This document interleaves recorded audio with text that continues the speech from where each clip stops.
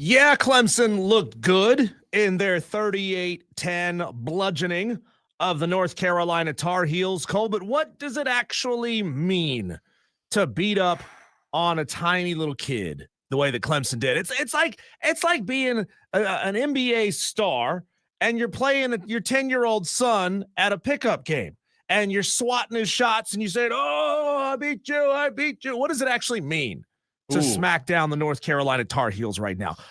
Not a lot. Welcome in to Wire to Wire. He's Cole Bryson. My name is Diesel Tolos. Appreciate you jumping into the stream already on the show. Awesome to be back after 6 days off, man. I almost forgot how to get here. Must be nice. Well, a lot of time was spent at the house because I'm getting auto repairs done, and it's going to be like 5 Gs, and I'm not happy about it at all. So that's why I had to come back to work, okay? I had to start making that scratch again. But, the interesting thing about what you just asked is typically these are Diesel. Your name's Diesel. So you've been gone so long, I don't even know how to pronounce your name. Deezer. Hey, if I get old, I'd be a geezer and I'd be a Deezer. Yeah, that's right. I 6 days, I don't know how to say Diesel. I think what's so strange about the question that you just asked is I don't know if I have an answer. And the reason I say that is, here's what's great about it. You said, what does that mean? Well, initially, Diesel, I would think, okay, it means that Clemson's got a little momentum. They look good offensively in the first half. They're back in the win column. However, the reason I tell you I don't know if I can answer that is I also thought this team would learn a lot from playing in the college football playoff a season ago against Texas. And I bought into the offseason theory that them being in the college football playoff would provide them with a lot of experience and return on their investment for 2025. And guess what? That didn't happen.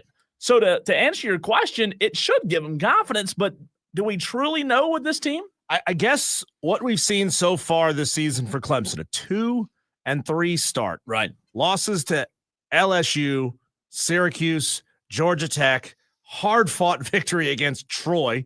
That's hilarious. Mm-hmm. And a beatdown of North Carolina coming off a bye. Is that nothing is guaranteed, right? That's right. Just because your roster is loaded with 4- and 5-star guys, just because Phil Steele put you in the top 5 of every position group in his preseason magazine, just because you got rid of some bum DC and you brought in the guy that run an amazing offense at Penn State last year, and you got Dabo Swinney, and you got a third-year offensive coordinator, and you got a 4th-year player at quarterback, that doesn't mean that you're going to go out there and be great. Look at what we've seen all across college football. We thought Texas was going to be great. They suck. We thought Penn State was going to be great. They lost to UCLA. I mean, there are Notre Dame is struggling the first couple weeks of the season. There are no guarantees in this game. There's no guarantees that you hire the right guy with the right pedigree and the great resume that he's instantly going to come in and flip a switch and make your team more successful. Do you have a mouse in your pocket over there? I got one right here. Do you have a mouse in your pocket? You said we thought Penn State. Well, I will tell you at 5 o'clock, I promise you, Diesel, there was no we there. Finally, I looked right on something. And boy, what a travesty to use a Dewey word that was over the weekend. We'll get to that later in the show as well. But you're right. I mean, ultimately, there are still unknowns because it's not like Clemson went out and beat Oregon this weekend. It's true. You play who's in front of you. Clemson played North Carolina. They took care of business. They looked really good in the first half. So, you check the boxes. But does it change how we think about this team? I don't know that it does, right? Not a lot at this point. Dewey says Clemson did not look good. They looked good for one half. Then it's hard to tell with Dewey because his message, then the third and the fourth, and they still suck. Whatever Dewey is trying to say, I get the point of what you're trying to say, Dewey. Yeah. He's trying. Just work on your syntax. He's just a little bit. No, it's funny. I remember, and I'm going to bring it up with Grayson Mann at 420. I remember asking him 2 weeks ago, is this the most needed buy in college football so far this season? And by God, it really felt like they needed it. We also have spent a lot of time saying, well, why don't they bench Cade and bring in Christopher Vazina? By God, he is not ready to be a quarterback. You think? He is for how long? Not ready to start for the Clemson Tigers. So as much as you may be scratching your head about this season so far, Clemson fans, you ought to be, wringing your hands a little bit about what's going to happen next season, because Christopher Vezina, I recall seeing at least 3 times he should have been picked off. And I think 2 of those might have even been on the same drive, and they were called back. One was just egregious. They're all egregious. They're all bad. Yeah, I think the biggest question I have, Diesel, for the Clemson fans out there at 844-326-3663 is, did Saturday's win change your mind or alter your thoughts or change how you feel about this year's team? I want to know from Clemson fans. I know that we only got half of a game, and Clemson was never pressured offensively by Max Johnson and the North Carolina Tar Heels. God, and by God, how gross was that shot of Max Johnson's leg, all filled with stitches? It was like, it wasn't as gross as their offense hip was. bone to knee bone, all stitches. And they were saying he was laying there in the hospital bed holding his femur together. Yeah. That's so gross. But we knew Clemson was not going to be pressured by this North Carolina defense. They were not going to be pressured by the North Carolina offense. So essentially, it was a scrimmage against your 2s or maybe your 3s on your roster. That's the kind of competition that Clemson played. But hey, I like the fact that they came out with a trick play immediately. I like the fact that Cade Klubnik was actually hitting his receivers. He was making good decisions. Finally, I mean, This is what Clemson should have been doing to this team, to all teams. I mean, outside of maybe LSU, all of their games should have looked like that to this point. And especially the Troy game. Like, it's good to see it. It's good to finally see it. It was, but you look at what happened Saturday, 38-10. You mentioned the 28 points in the first quarter there. They should have done this to Troy. And I think, like, going back to our conversation of how does Saturday change Clemson fans' thoughts on the team, Diesel, I don't know that it does drastically. However, this is the way you should have looked against Troy. This is the way you should have looked at times against Syracuse. We all know that Steve Angeli made it tough on you. Steve Angeli was a good quarterback, but Syracuse defense is not a top-notch elite defense to where, they really held Clemson down. No, this is what you should have looked like in those previous games. So while we may not know a ton in terms of how we now feel about Clemson, while our thoughts may not have changed drastically, I think the positive is you did find a little bit of something there in the first quarter, second quarter. You scored second. You scored 7 points, Diesel. Now, after that, you didn't score again. You scored 3 points in the fourth quarter, 0 in the third. So, to your point, the backups didn't look great. But maybe, just maybe, that first quarter provided enough for Garrett Riley and Cade Klubnik to be able to build off of it. Because, look, if we're being eternally optimistic here, there's still a lot of football out there. Maybe they can reel off 6 or 7 in a row, Diesel, I don't know, and maybe be back in the top 25 at the end of the season. But I just don't know ultimately that Saturday changes the thoughts on a lot of Clemson fans. Madcraft thinks that he knows something about Dewey. He says in the stream, I know one of Dewey's secrets. And Cole, you and I have debated for a year and a half, almost 2 years that we've been doing this show. Is Dewey the Dewey that we know? Is that Dewey a real person? Ooh. Or is that a character, right? Is that a bit? Is that a fake person? Is he shining us every time he calls in with this goofy, I chew on paint chips kind of persona?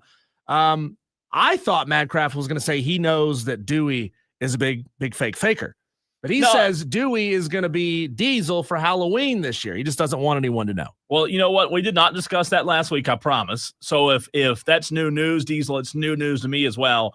I did not know anything about that, but I think that's a great idea. I would like to see Dewey dressed up as Diesel. That's fun, because I know who my Halloween costume is going to be. You do? Yeah. I'm not going to tell you yet. I mean, you're going to see it on what day of the week is Halloween Friday. On this year? See, I won't even be in here. It's I'll be on a Friday. And I'll be on location. So we're going to have to do Halloween on Thursday, the 30th? Are you going to dress up? I could dress up as a broadcaster on Friday. How about that? Well, nobody's ever accused us of dressing up as professionals. Yeah, that's true. So, that's true. Do you want to do costumes on the 30th? Would you do costume with me? If I do Depends a costume, what kind it is. Depends. I mean, it's up to you. Yeah, you can be whatever you want to be. Yeah, I have to think of what I should. Yeah, I'll do it. Okay. Yeah. Okay. Yeah. As long as it's not a long-suffering Dallas Cowboy fan, because you dress up as that every single day. But not today. Not today, baby. How about them Cowboys? I don't care if the Dolphins or who do we play? The Jets. I don't care if the Jets suck. Kane says, I still believe in Clemson. Glad they had a big win and still rooting for them. Not expecting a lot, but still rooting for them. P. Digit says, 0 change in my perception. I agree about Vizina and thought Pierman looked better. I was even noticing that Vizina was still in with the ones. Most of the ones were still in, even though Cade had been taken out of the game. I thought, okay, good. They're giving Vizina live reps, and they're not putting him out there with the 2s and the 3s that are going to drop the ball anyway because they're not quite ready. They put him out there with the 1s, and he looked awful. Hey, how about this? This is just literally breaking news. I just saw it pop in our emails, Diesel. It's not Clemson related, but it is breaking news. South Carolina and Miami have just today canceled their home and home. Boo! Football series. Boo! 2026 next year, the Gamecocks were supposed to go to Hard Rock. No. They were supposed to host Miami. And in 2027, they were supposed to go to Hard Rock. So that series has been canceled. Is this a result, you think, of the ACC going to 9 games? Has to be, right? Yeah, that sucks. This is a great matchup. I wanted to see it. Yeah, Steve Fink just had it on Twitter as well. Call him up. Tell him it's a terrible decision. Wow, that's crazy. So a little bit of breaking news, Gamecock fans. Your series with Miami coming up in the next 2 years is no. Yeah, you're right. It has to be because of the new the 9 conference. Yeah. So not that this helps. Okay, I mean this is a lot of sugarcoating here. If you look at the 3 teams that Clemson has lost to this season, and I do make a distinction about Syracuse when they still had Angeli as quarterback and after Angeli as quarterback, completely different team. Clemson's 3 losses this season have come to teams that are a combined 12-2. LSU's got 1 loss. Georgia Tech's undefeated. Syracuse was 3-1 after beating Clemson. So I do put a little asterisk on that Syracuse team, but their 3 losses came to really good football teams and teams that have proven after they played Clemson that they're still really good football teams. If Clemson had lost those games close, I'd say, man, there's still a shot, right? But maybe they found something in the first half of that game. Maybe they recaptured their mojo, their swag, whatever it may be. I think, Cole, this Clemson team, there's a okay shot that they could run the table down the stretch. And if they play like that down the stretch, they could run the table. And would you think that an 8-game win streak Clemson Tiger team is like anywhere remotely close to the fringe of maybe an at-large berth? No, not even close. No. Now, look, their only hope is for everybody above them to lose and somehow backdoor their way into the ACC title game again, huh? If we're going, I don't mind playing this role. I don't mind playing super positive. What could Clemson do? But if we play that role, they still have those 3 losses. So okay, if they go beat Boston College next week, which they will, right? Right. What if they smoke Boston College? I'm talking to a tune of 52-6. Well, they'll still be 3-3, and that's my problem. But they'll look good doing it, and if they can continue that down the stretch, so you could say, and again, I get that this is sugarcoating and silver lining as much as I possibly can. If they went on a run and look good every game, they'd be one of the hottest teams in the country. So, okay, to play that narrative, I think what would have to happen is if we're going to do that. So right now they're 2-3. If they just whooped Boston College, whooped SMU the next week, SMU's a good team. So you're talking about all of a sudden 4-3 after the SMU game. Wait, SMU's only FBS win is a Steve Angeli-less Syracuse. That's true too. So you go beat the next 2, and all of a sudden you're 4-3. You're 3-2 in conference, 4-3 overall. You'll wax Duke, you're 5-3. Then you host Florida State, playing this game, Diesel. If you just waxed Florida State, you'd be 6-3. Okay, then the next Friday you're at Louisville. Let's say they wax Louisville, 7-3. We all know they're going to wax Furman, 8-3, and then they go to South Carolina. So you're saying out of the last, let's say 1, 2, 3, 4, 5, 6 games, they just run roughshod and just absolutely light it up offensively. We're talking 50 points, maybe 60 points here and there, right?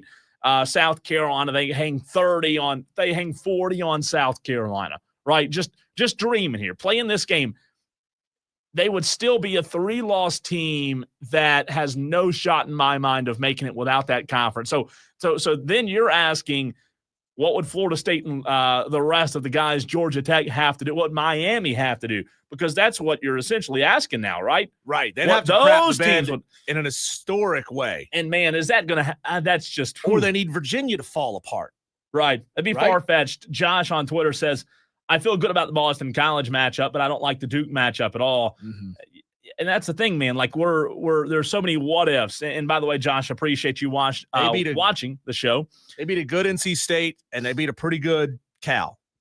And again, you're going to have to, like, I know Clemson's not in the SEC, and I know the schedule is favorable, it's doable, it's manageable, right? But at the end of the day, Diesel, you're still going to have to make sure that old Clemson that we saw in the first 4 weeks of the season doesn't rear its ugly head again. And do I think Clemson's better today? I do.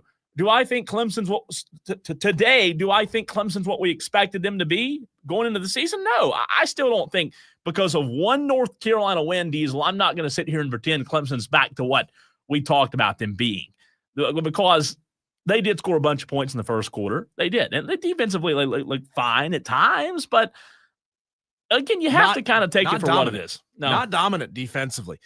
We appreciate our good friend down at Clemson, Ross Taylor, who sends out game notes every week. Some interesting little things you maybe didn't know about that North Carolina win for the Clemson Tigers. That's Clemson's 7th straight win over UNC. It ties the longest streak in this series by either team. Clemson snaps a 2-game losing streak. They've not lost 3 in a row since 2010. Dabo joins. This is a fun one. Dabo Sweeney joins Jim Harbaugh, Steve Spurrier, Bill Cowher, Gary Kubiak, Eric Mangini, Mike McCarthy, Dick Juergen, Tony Dungy, Herm Edwards, Dick Vermeil, and Romeo Crennel as the 12th coach to ever beat a Nick Saban and Bill Belichick coach team. That's cool. That's cool. That is. is. And Dabo is 18-5 coming off of regular season buys. Well, you know what? Ultimately, you have to, if you're Clemson, ultimately you have to take it 1 week at a time. And kind of like you did last year, while you take it 1 week at a time, you have to have some help. I just don't think they're going to find that rabbit's foot 2 years in a row. And I know this Clemson team last year was a lot better than they have been in the first 4 or 5 weeks, Diesel, of this year's season. But talking about the kind of help they would need this year to somehow make it into the conference or somehow make it into the college football playoff, you're talking about just a drastic atomic bomb of chaos. Even if there's the continued chaos in the SEC, like Texas losing this past weekend, like even if we saw Ole Miss take a loss that they shouldn't take, sure. If we saw A&M take a loss that they shouldn't take, so now you're starting to put warts on all of the SEC teams. And if Clemson, again, this is a crazy long shot. Even if they somehow found this magic, kept it going, and we're putting up 100 every week, not good enough to surpass, an ugly loss Ole Miss. No. And that's the conversation, Diesel, you and I had 2 weeks ago. It's the same conversation Rob and I had on the show Friday was, we're going to have this conversation with somebody. Is it going to be Clemson or is it going to be somebody else, whether it be a Ole Miss team or a Tennessee team or somebody who's got 2 or 3 blemishes, but you're talking about an ACC team maybe with only 1 or 2 blemishes. That conversation is going to happen. It's just a matter of time. I just don't know what it'll take. Kane asked on the YouTube stream, he says, when will you consider them back, Cole? Would it take winning every game? Serious question. I'm not trying to be sarcastic. So that's a good question. So yeah. Again, Kane says, what would it take for me to consider Clemson back? Like back, Kane, I think it would take them beating a quality opponent and doing it consistently outside of the conference. So look, they play in the ACC. So you're almost saying they can't achieve that this year. Pretty much. I mean, Louisville and Florida State are the two remaining ranked teams on this schedule that you would widely consider to be a really good team. And again, not being disrespectful, Kane, but here's what I'm not going to do. And I'm glad you brought this up because I think that's a really interesting point. What I'm not going to allow myself to do, Kane, and what I would encourage Clemson fans to also avoid, don't allow what happens the rest of this year to completely allow yourself to think that this team's back. And there are, again, we know there are people in the media and radio stations that will tell you that that's happening. And, let Clemson reel off 6 in a row, Diesel. I promise to God there will be people who are claiming this team should be a dark horse to somehow sneak in some way to the college football playoff. Are there enough exams? Are there enough exams this season? And this is a legitimate question to you, Diesel, to Clemson fans out there, and any college football fan out there. When you look at their schedule and talk about Clemson being back, this is a simple yes or no answer. And texters, Tolos, please text in on the Hub City Spartan Burgers text line. Yes or no? 844-326-3663.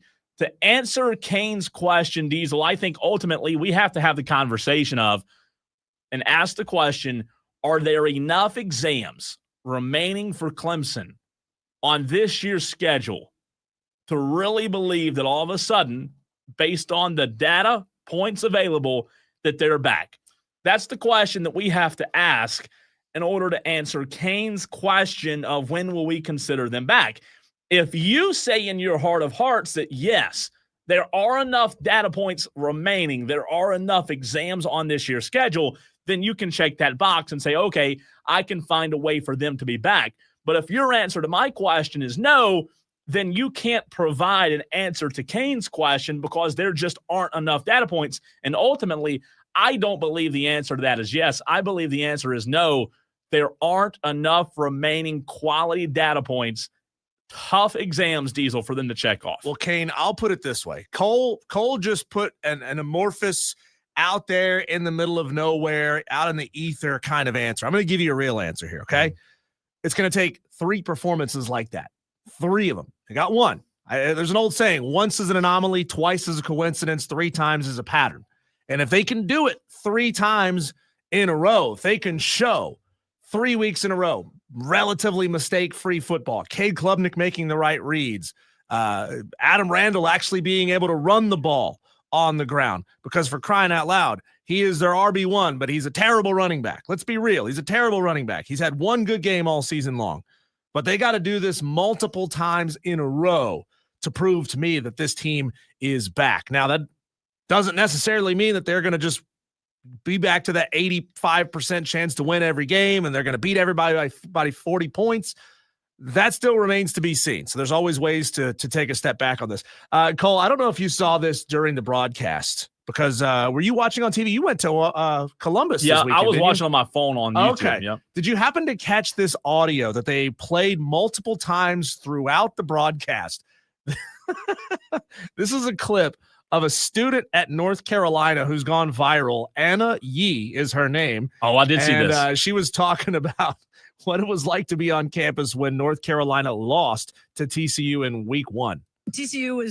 I went to that game, and that was one of the saddest feelings I've had in university so far. And I've failed midterms before, so that's saying something. I saw that. That's the saddest feeling funny, I've had. but she's right. So we hadn't even got to like the North Carolina side of it, which we will. But last thing I'll say, to your point, and kind of to Kevin's point on Facebook as well, I hear you. And yes, you're right. Once could be an epiphany, twice could be, and then 3 times you might have a little bit of substance there. However, the reason I can't jump on board with you on that theory, Diesel, is there's a lot of people that can go out there and hit a 4-foot putt when nobody's watching. But if you're going to go out there and hit a 4-foot putt when there's 3,000 people around the green, it's a different story. I can 2-putt with the best of them. Okay, my point being, and kind of to Kevin's point on Facebook, yeah, they can go reel off 3 really good ones in a row of this schedule. And to his point, they should be able to. So I'm not saying like I'm going to discredit Clemson for the rest of the year. I think they truly can get better. But for me, I've got to see it against quality competition because, you can win the ACC. You can go play, and you're not going to win the ACC this year. You can go do whatever you want to do against SMU and Boston College and Louisville and Florida State. Are you truly one of the best teams in the country? And I think the answer to that's obviously no. And truthfully, what do we know about this Florida State team? There's up and down and up and down. Yeah. Tiger Pal Rachel says Clemson can't be back this year. They can move in that direction, but they can't be back unless they win out and then meet expectations next Yeah. W with a period. Don't know what that means. Tiger Pal Rachel. This is what confuses me about Dewey, Cole, because when he messages in on the stream, it doesn't make any sense. But when Dewey texts in, he says, mistake-free football the remainder of the year, a bowl win, and show some accountability, and then maybe they are back. Do we have two Deweys? No, that's a smart Dewey. Is this smart Dewey texts in? Maybe I'm Dewey's not just going to say that. I'm not going to the. use the D word, but other Dewey on the stream is all over the place. Maybe it's just a keyboard. He's like Farmer Freb. Is there a different keyboard for typing on the stream opposed to a text message? I don't know. But look, the point of the conversation is there's still meat left on the bone. There's still TBD. There's still to be determined, because ultimately Clemson plays in the week conference, and a lot of Clemson fans out there over the next 6 weeks, if they do reel off 6 or 7 in a row, a lot of Clemson fans will be right back on that juice, on that Kool-Aid, believing that they are back. That's a fact of the matter. Diesel, let's go around the NFL in the very next segment. Biggest storylines from what happened in a crazy, wild NFL weekend that's not even over yet. That's next.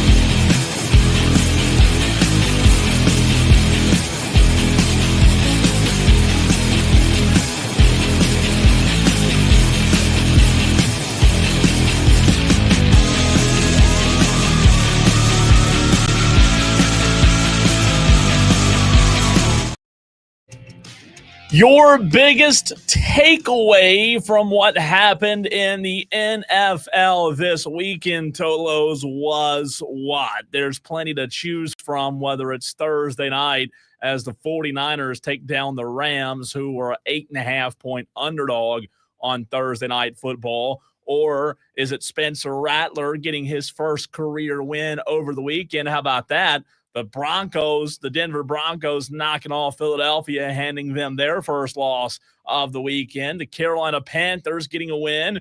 Or could it be the Baltimore Ravens at 1-4? Are you kidding me? The the Arizona Cardinals absolutely crapped the bed. That could be the biggest takeaway from the weekend. The Chargers did not look good either. Or you could choose last night, the New England Patriots taking down the undefeated Buffalo Bills in their house. What a wild, wild NFL weekend it was. And we have to start with what's here locally. How about those Carolina Panthers winning a game, Diesel, but however, just absolutely killing their draft stock right now? What the heck are they doing? Yeah, God, even in a win, Bryce Young looked terrible. I don't know how to feel about this team. Yeah. I don't know how to feel about this franchise. I know full well how I feel about this quarterback, in that he sucks. He didn't look great. He didn't look great. No. 19 of 30 for 198, 2 touchdowns, an interception, a fumble lost, 3 sacks for minus 19 yards, QBR of 38. Yeah. 38. No, it's not good. Not good. You just go, huh? And they beat a bad Dolphins team. But they were down 17-0 to a bad Dolphins team. That's the problem. Yeah. You can't let yourself get down 17 points. You shouldn't have to score 17 in the second half, 14 in the fourth quarter to come back and beat the Dolphins. This Carolina Panthers team, you can see there's talent out there, but they're just not good at putting it together. They're not. And I think ultimately there are a lot of different factors that go into that. And here's where I think I've settled in on, Diesel, and this might not be the popular answer, but I think in football at all levels, high school, college, and pro, there's so much to be said about what stability and an elite quarterback can do for your football team, either lifting the team or allowing the team to fall to certain, you know what I mean? Mm-hmm. And like we've seen from the Carolina Panthers. And ultimately, I know it's not a really popular answer in these parts, but I just don't know ultimately that Bryce Young's the guy who can consistently elevate this team to consistency. And that C word, consistency, that's what they don't have right now. No. And, you talk about tanking draft stock. I don't know if you mean that in the sense of going out and drafting a game-changing quarterback this year, or whatever position group you may be thinking of.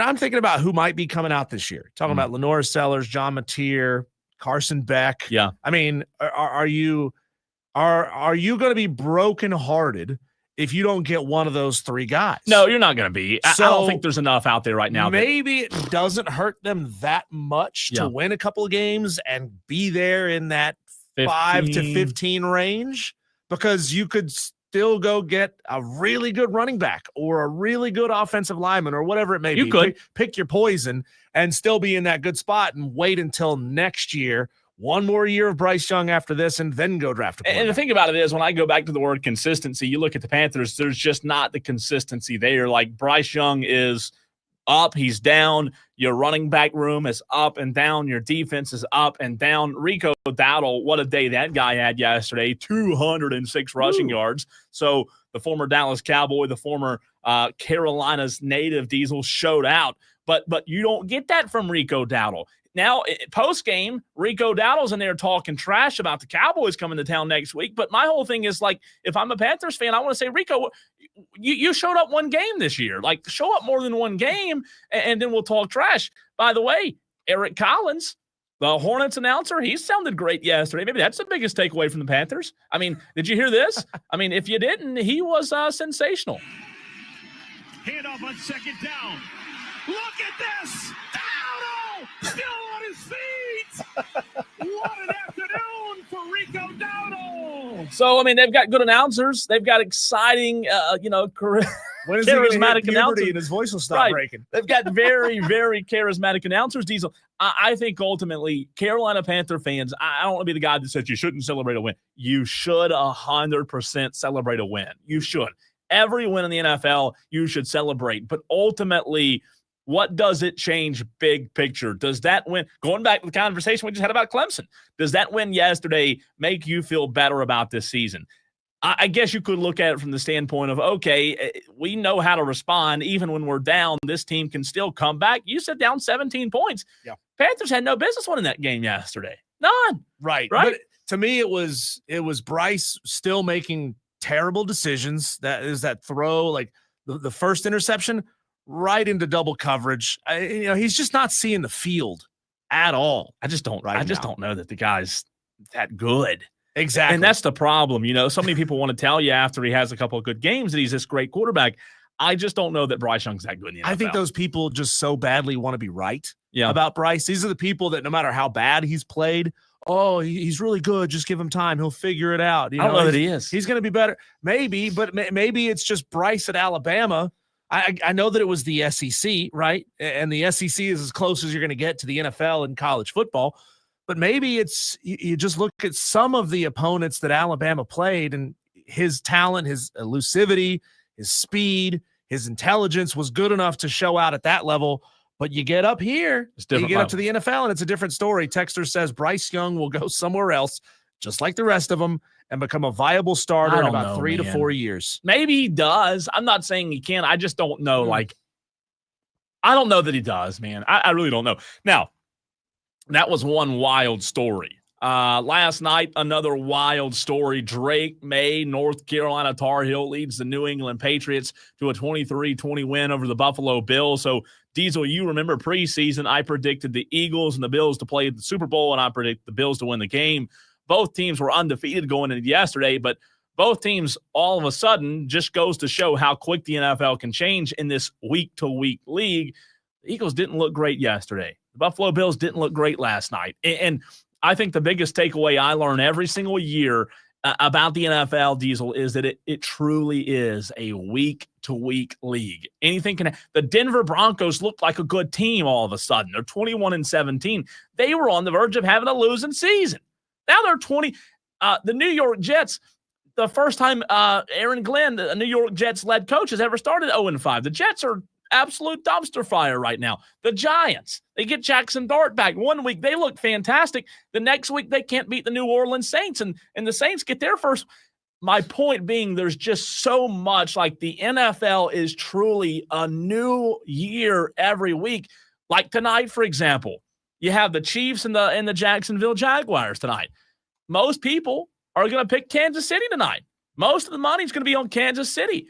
Just because of the craziness of the NFL, I'm going to pick Jacksonville tonight. Who would have thought that we'd be saying that the Colts are the most consistent team in the NFL right now? Daniel Jones is the most consistent team, right? Like, everybody saw that coming. What? This doesn't make any sense. And that's my whole point. It is just like there's so much wildness. There's a little bit more parity. The 49ers, like I said when you were out Friday, Mac Jones comes in for Brock Purdy, and Mac Jones looks better than Brock Purdy. They 26-23 win over the Rams. To your point, the Colts blew out Las Vegas. I don't know. I know that this isn't a thing and you couldn't actually implement it, but would it be more fun? Would college football be more fun if you implemented some form of like a talent cap on rosters? Like let's just pretend you use like the star rating system, as flawed as that is. You can get a total number of, I can't even do the math on this, 250 points. So the 5 stars and the 4 stars and the 3 stars can't add up to more than 250 points or 200 points or whatever it may be.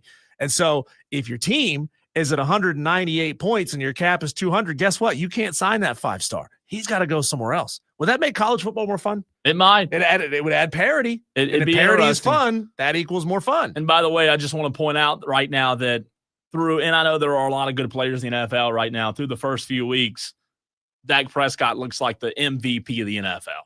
I mean, this guy's just playing. It won't last. Well, it might not, but this guy is playing at an elite level right now. And Stafford's good. He's had 1,500 yards or something like that this season. But what Dak Prescott's done, you go look at the season he's had, the consistency, the high-level throws he's making. I'm going to celebrate it for as long as I possibly can right now because he's taking care of the football. 10 touchdowns already this year. Quarterback rating through the roof. A completion rating. There aren't many quarterbacks that have a completion rating above 70% right now. Dak Prescott's having a sensational season, and I know it was against the New York Jets yesterday, but I don't care. I'm gonna celebrate any win I can get. What's the name of that roller coaster that you're on again? There's a lot of names. The Cowboy coaster? Jerry's taking us. I don't know. There's a lot of names you could put on the roller coaster. Jerry's. I put you on the spot. Sorry. No, I could ask ChatGPT and come up with some pretty good names for this Dallas Cowboy roller coaster. The Jerry Jones Jitterbug. Yeah, there's a lot of good names for it, but ultimately, this is why we do it. Us Cowboy fans, we get so high and so low, and right now we've won a game, and we're coming off of a tie the week before that, so it's been a couple of weeks since we lost, so we're going to celebrate it. But man, I love the NFL season right now. I think there's a lot of teams out there that have a really good shot. Ultimately, I still think Buffalo is one of the better teams, and I know they lost last night, but seeing Mike Vrabel in his first year leading New England to this early success, and Drake May looked good, and Minnesota looked decent. They pulled out a great one yesterday in London, and you mentioned the Colts. Like, what in the world is happening there? And Baltimore to be 1-4? Who would have thought Baltimore would be 1-4 on the season? So it's a lot of craziness, a wild start to the NFL season. It seems like, Diesel, though, bottom line, college and NFL, the game's changing. It's not just NIL. It's not just portal. Go watch football consistently across the board right now. Football's changing, and it's just you don't have a lot of the consistencies. And Clay Hendricks talked about it on Thursday that you used to have. It's a fun time if you're a football fan. Speaking of success, Cole, and if you want to be able to watch football consistently, because we know how hard it is to find games these days, you got to go get yourself Paramount Plus. Sports Talk on the Fan Upstate is presented by Paramount Plus. You can't count on much, but you can always count on Sundays with the NFL on CBS and Paramount Plus. Watch your local NFL game live every Sunday all season long. Visit ParamountPlus.com/NFL to get started today. Eric Hines, by the way, taking shots on the text line. He says Diesel is called the Choke Express. Fly, Eagles, fly. Hey, Eric, how'd them Eagles do yesterday, buddy? How'd those Eagles do? Texter says Baker Mayfield has my early MVP vote. That's a really good point, Texter. Yeah. Baker Mayfield's looked great. By the way, Eric Hines, one more time. Always a great day when the Cowboys lose or the Cowboys win. I about to ruin that Freudian slip. I think you said what you really meant. The Cowboys win and the Philadelphia Eagles lose. We'll take it. So sorry about that, Eric Hines, but I'm going to celebrate it today, buddy. Our Daily Wires coming up next.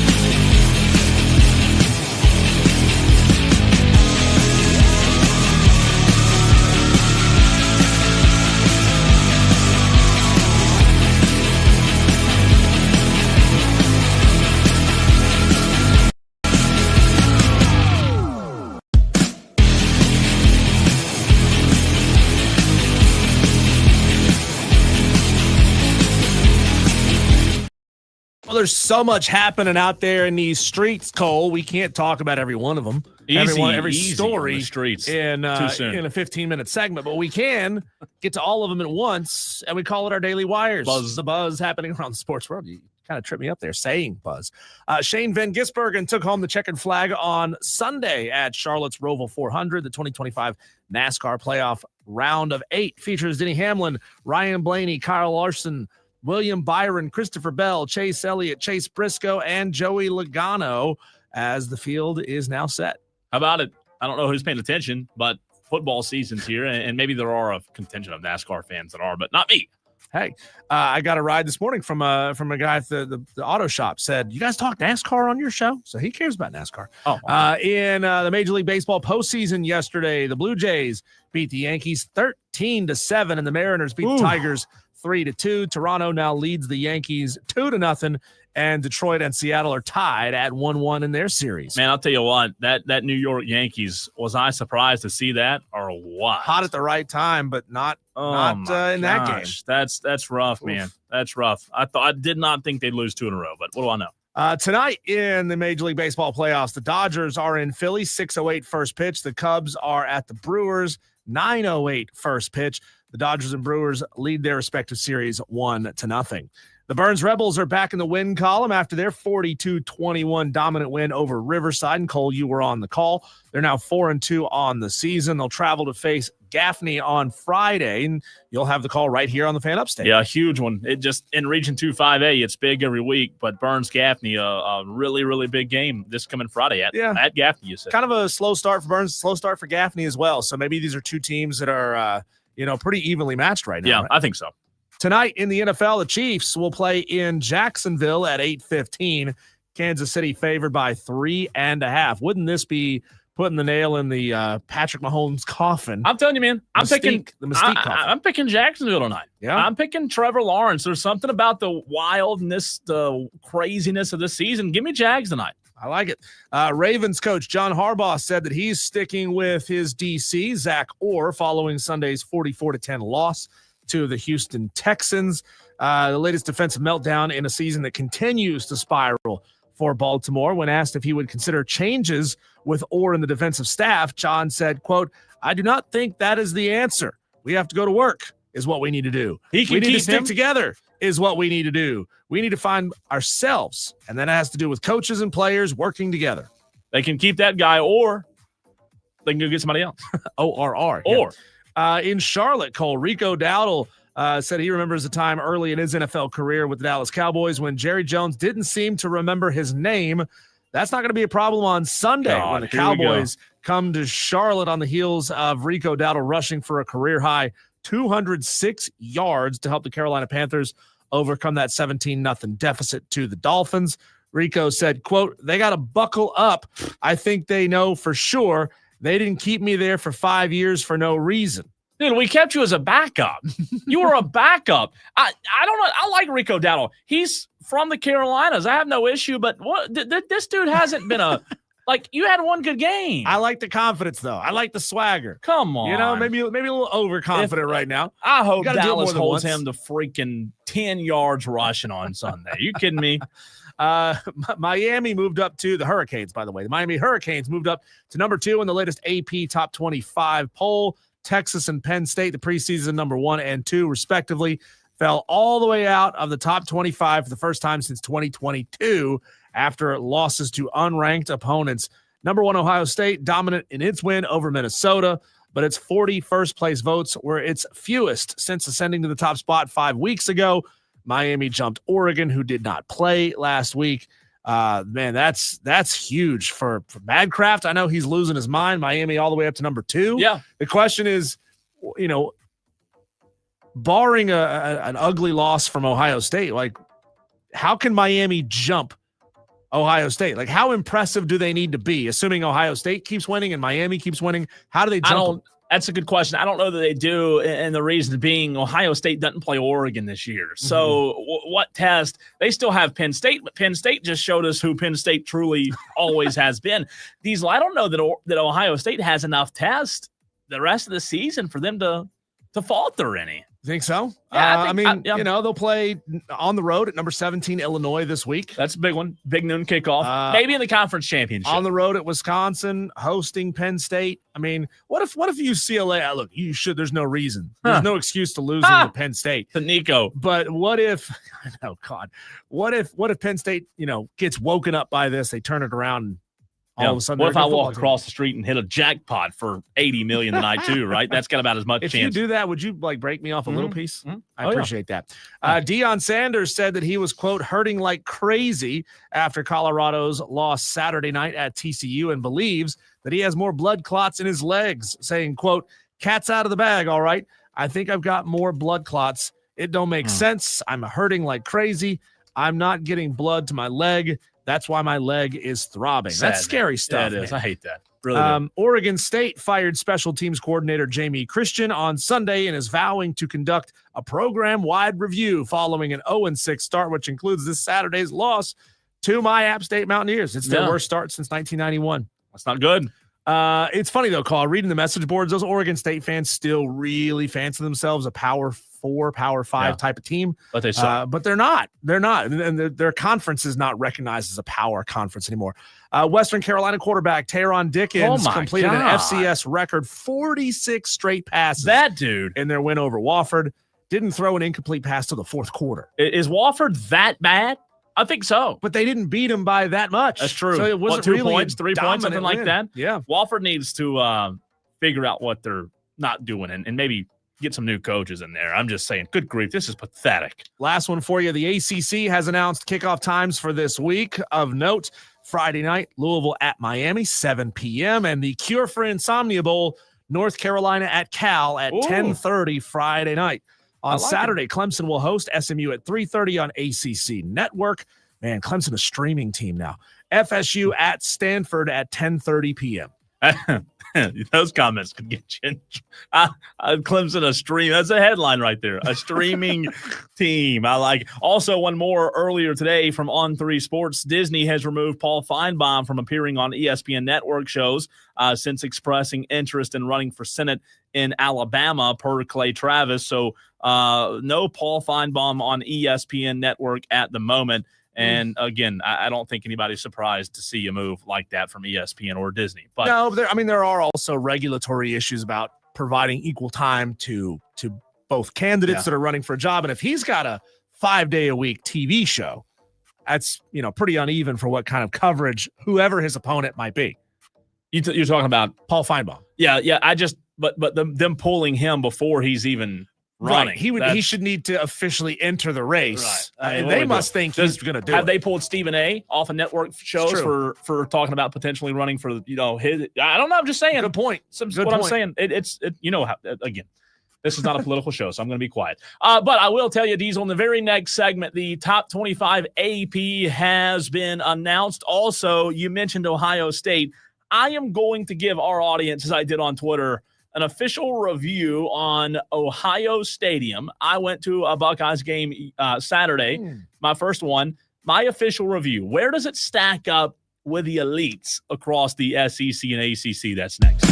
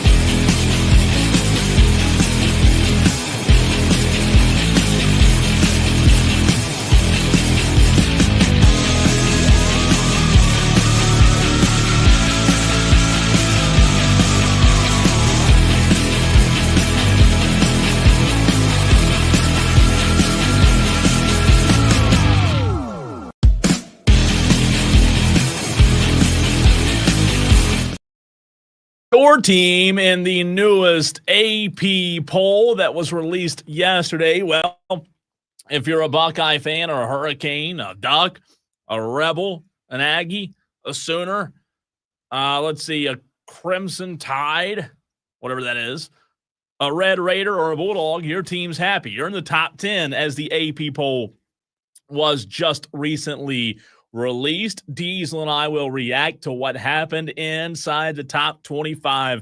Oh, by the way, where's Texas? Oh, by the way, where's Penn State in that top 25, Diesel? They're not there. We have to do a welfare check on those schools because they are not home. So new faces, though, like Memphis, South Florida, Iowa State dropped big. A lot to react to. And welcome into Wire to Wire. He's Diesel. I'm Cole Bryson. So good to be with you on this Overreaction Monday. We will overreact 1 hour from now and want to hear your overreactions on the phone lines at 844-326-3663. But Diesel, before we get into that, I will tell our audience, and a lot of them might have already seen it on Twitter, I went to, with no expectations, my first Ohio State football game. Yeah. At the Shoe on Saturday. It's on my bucket list. I got to get to that stadium. It is a great experience. So everybody, of course, over the last 24 hours have asked, how was it? How was the trip? What was it like? How did it compare? How do what is it like up there, up north, right? Well, I said this on Twitter, and a lot of you Tolos might have already seen it, but I will say quickly, it's fantastic. The stadium is ginormous. There were 105,000 people there. And for a college football game, that's a lot of people. Is that the biggest stadium you've ever been to? Probably. 104, 105? Probably. That puts it on par off the top of my head with Tennessee. Yeah, I've been to Tennessee. Alabama's close. And NFL stadiums are typically smaller. Obviously, Jerry World feels really big, but it's a big stadium. There were a ton of people there. There were no empty seats. So I will say, I give Ohio State fans a tremendous amount of credit. You're talking about a game against a bad Minnesota team, and there's 105,000 people there. Yeah. Sold out. Like not a seat in the house. You're jam-packed in there like sardines. So I give Ohio State fans a ton of credit. It was just an awesome experience. However, it's not SEC. Oh, okay. Here it comes. It's not. Here it comes. The SEC elitism. I'm telling you, man. Did you go as an Ohio State fan? Yeah. Did you wear anything that said Ohio State on? I had an Ohio State jersey on, Ohio State hat. I was a Buckeye. Where did you get that stuff? I was buying everything you could buy on the streets, right? So I will say this, Diesel. I went with expectations, a very few expectations to be open. And I want to be very clear. I loved it. I would go back tomorrow. You and I go back. Let's go right now. I mean, it was fun. It was great. Yeah. It was a good time. However, and this is probably I'm a victim of where I'm from and where I live. When you're so accustomed to football in the South, it is different.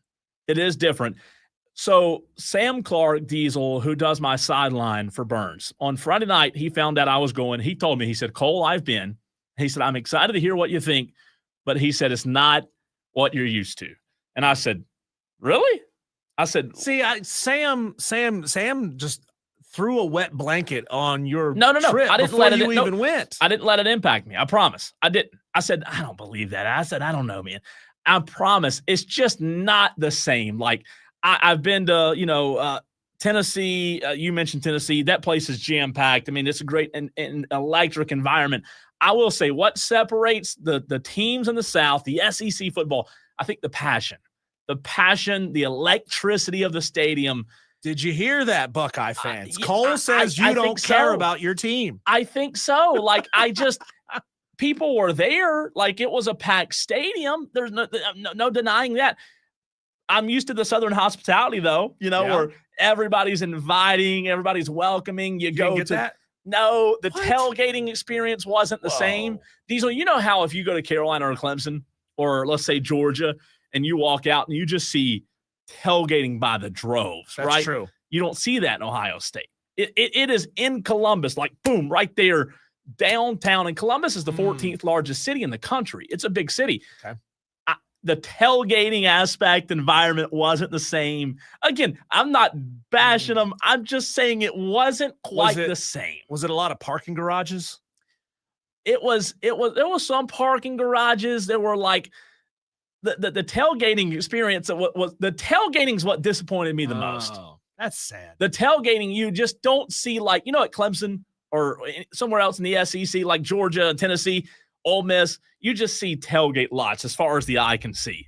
You don't get that. Makes sense. Well, I don't know, man. It's just something and again, Diesel, is probably because I'm from here and I'm biased. And maybe you need to go to, and you need to compare this, right? Yeah. Now that you've been to an Ohio State game, you have to go to a Michigan game. Sure. And be able to compare the two side by side. Michigan, the way I haven't seen how they do all of their tailgating, but they have the golf course that's literally across the street from the football stadium. It's like you get the end zone. This field kind of points towards the golf course. Mm-hmm. You got a street, and then bam, golf course. Mm-hmm. And that golf course, the whole course gets sold as tailgating. That's cool. And it was awesome. That's the cool. time that I went. I love that. And again, I will say the stadium, the design, like the old Coliseum look, is as cool as any stadium I've ever seen. It's got that old, it looks old, right? The script Ohio where they dot the I, it's cool. And like I said, Diesel, there are hundreds of thousands. I mean, there's 105,000 people there. You just don't have that, for whatever reason. I didn't have that same feel. It's like a packed SEC game or a packed Clemson. Like, I was a fan for Clemson LSU at the beginning of the season. And I don't think the two compare to electricity, the passion, it just doesn't feel the same. And again, I'm not bashing Ohio State. I'm not, but I don't know. Maybe I'm biased. So what you're saying is the Big Ten should adopt a new slogan. Big Ten, it just means less. Maybe. No, you can't say that because there were so many people there. They make millions and millions of dollars, and Ohio State's really good. I dare you to go into a swarm of Ohio State fans and say that. Right. I know. It's just like the people, man. Like you do meet people, but you know how people are in the South, man. They'll let you come to their tailgate. They'll invite you over. It's just not the same. That's sad. And all it does to me is I loved it, but I will never move up north. Never. I'll never move up north. Nobody does. Nobody retires. I can't do it. I can't do it. So maybe I'm sure I'll go back, Diesel, but I do want to continue to experience other atmospheres because I don't want it to be like one of the only ones. So where have you been that, like, bucket list stadiums? You've already checked them off. Like, it's better. I'm not talking about Vanderbilt or anything like that, but like, just off the top of your head, 5 best stadiums you've been to. I'm just big on atmosphere. So sure. I'll say let's do this to make it fair. When it's jam-packed like Ohio State was, night game, best atmosphere.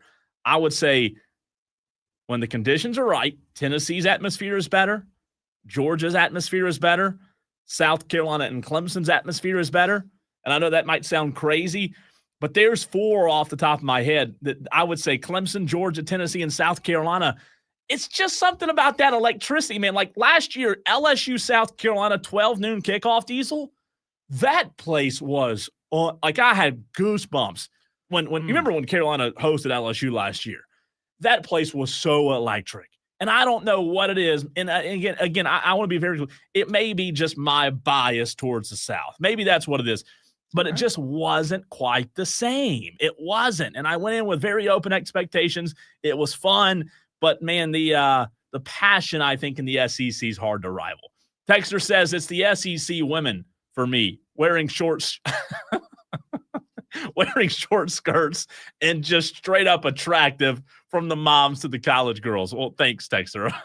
Glad to know why you go to SEC games. Hey, it's hardwired into our DNA. We can't help it. That's right. That's right. So, Diesel, let's get into the top 25 AP poll. Where did the poll, in your mind, go right? Where did they go wrong? We react. All right, I'll start with the wrong because that feels easier, right? It does. Wrong is easier. My first most egregious wrong answer is Memphis only being 23rd, only entering the AP top 25 now after a 6-0 start. Moving into the 23rd spot, they put up 45, 55, and 32 points their last 3 games. That 32 points was that gutsy win against Arkansas. I think Memphis is a really good football team and deserves – I think they should have been in a couple weeks ago, but now that they're there, I think they should be a little higher than they are, maybe like 19 or 20. Memphis is interesting because Memphis is always like that team that can, you pick in the upset picks challenge. It's good for 1 or 2, right? But you're still mad because you picked Arkansas to win that game. I know. They're 6-0. Memphis is 6-0 in the American. Good team. I think they are. I would like to see how they stack up like against a Vandy right now, who just lost to Alabama. How would Memphis stack up against a good SC or a Virginia? Like, if they played Virginia, would we really believe that Virginia's head and heels better than Memphis? Maybe not. I don't know. I think I don't hate that. I'm with you. I think for me, ultimately, when you look at the top 25 where they went wrong, I think a lot of this Diesel starting to kind of work itself out now. So we're going to have less like reactions to the top 25 each and every week because a lot of these teams are starting to kind of settle in. I just don't know ultimately on the wrong. I don't know when you look at the bottom half that the Vanderbilts, the Virginias, like I know Virginia moved up, but Vandy dropping 4 spots, number 20. I think Vandy's a little bit better than 20 right now. I think that too. That was my second one. Okay, good. I think they were a little too penal against Vandy. Yeah.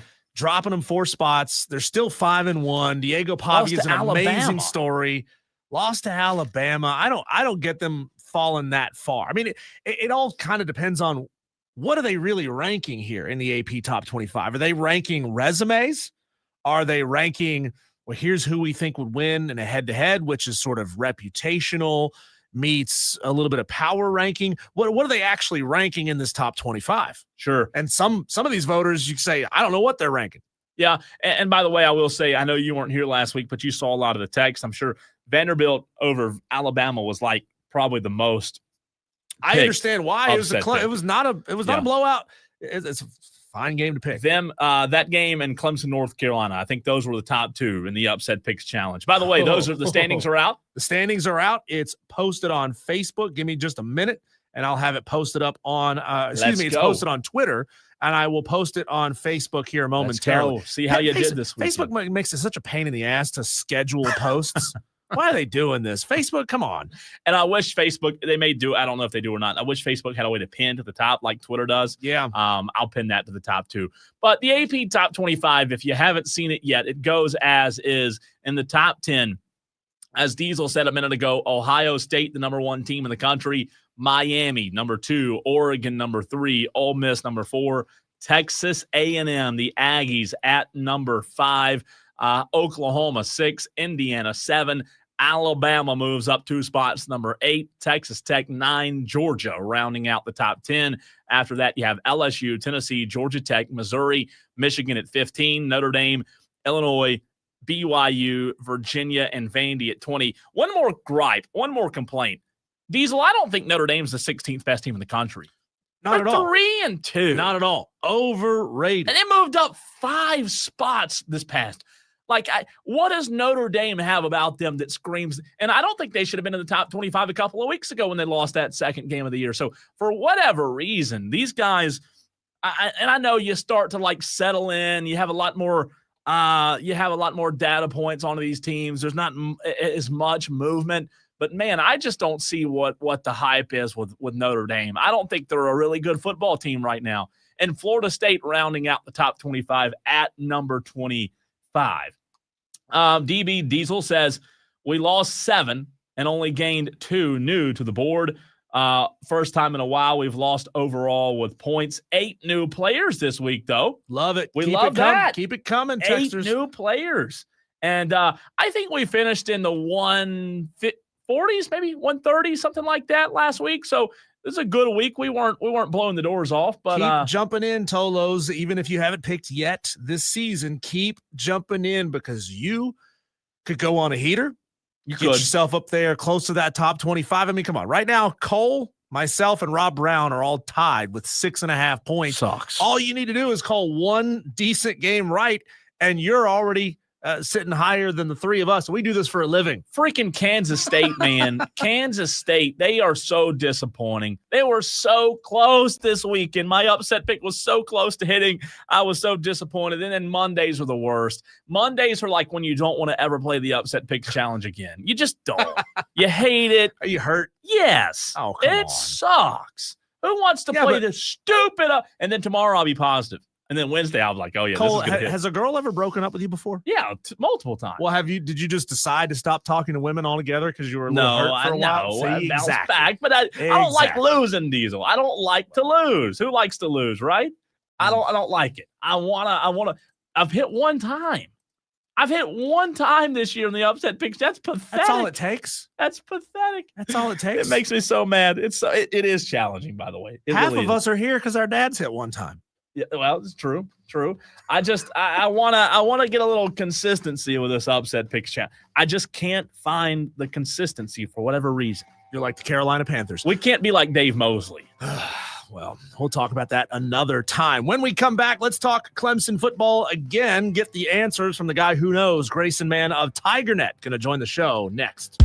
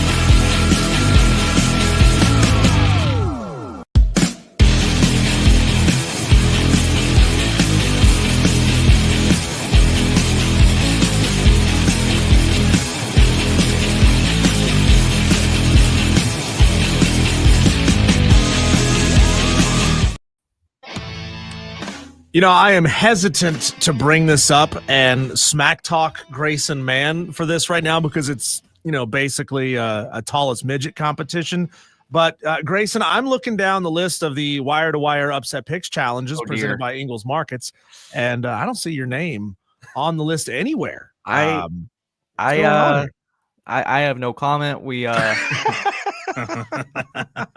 those just here so I don't get fined. Those standings are out, by the way, Tolos. You can go find them on our Facebook and our Twitter page. Don't feel bad. We all suck. The season's not over yet. I got them right where y'all want. I got them right where you want me. Hey, I got it. That phrase right there could encapsulate our entire 12, 15 minutes that we're going to spend together today, Grayson. 2 weeks ago, when I was still here before I went on vacation, I asked you if Clemson was heading into the most needed bye week of the season for any team. And clearly it worked. What do you know that went on in that bye week that led to the decisions of getting creative, going trick play on the first play from scrimmage, and kind of just changed the way this entire offense looked? Yeah, this offense looked different on Saturday. And I think that two things can be true at once with Saturday's result in Chapel Hill is that the coach and the roster on the other side and Bill Belichick in North Carolina, they might be the worst team in Power 4. That place is a mess. The things that we heard in the press box about the way things are being operated is a mess. I think that also Clemson did a lot of soul searching. And I think one of the more important things that I think is being brought up but not enough is the idea of Tom Allen on the sideline and bringing some extra juice to Saturday.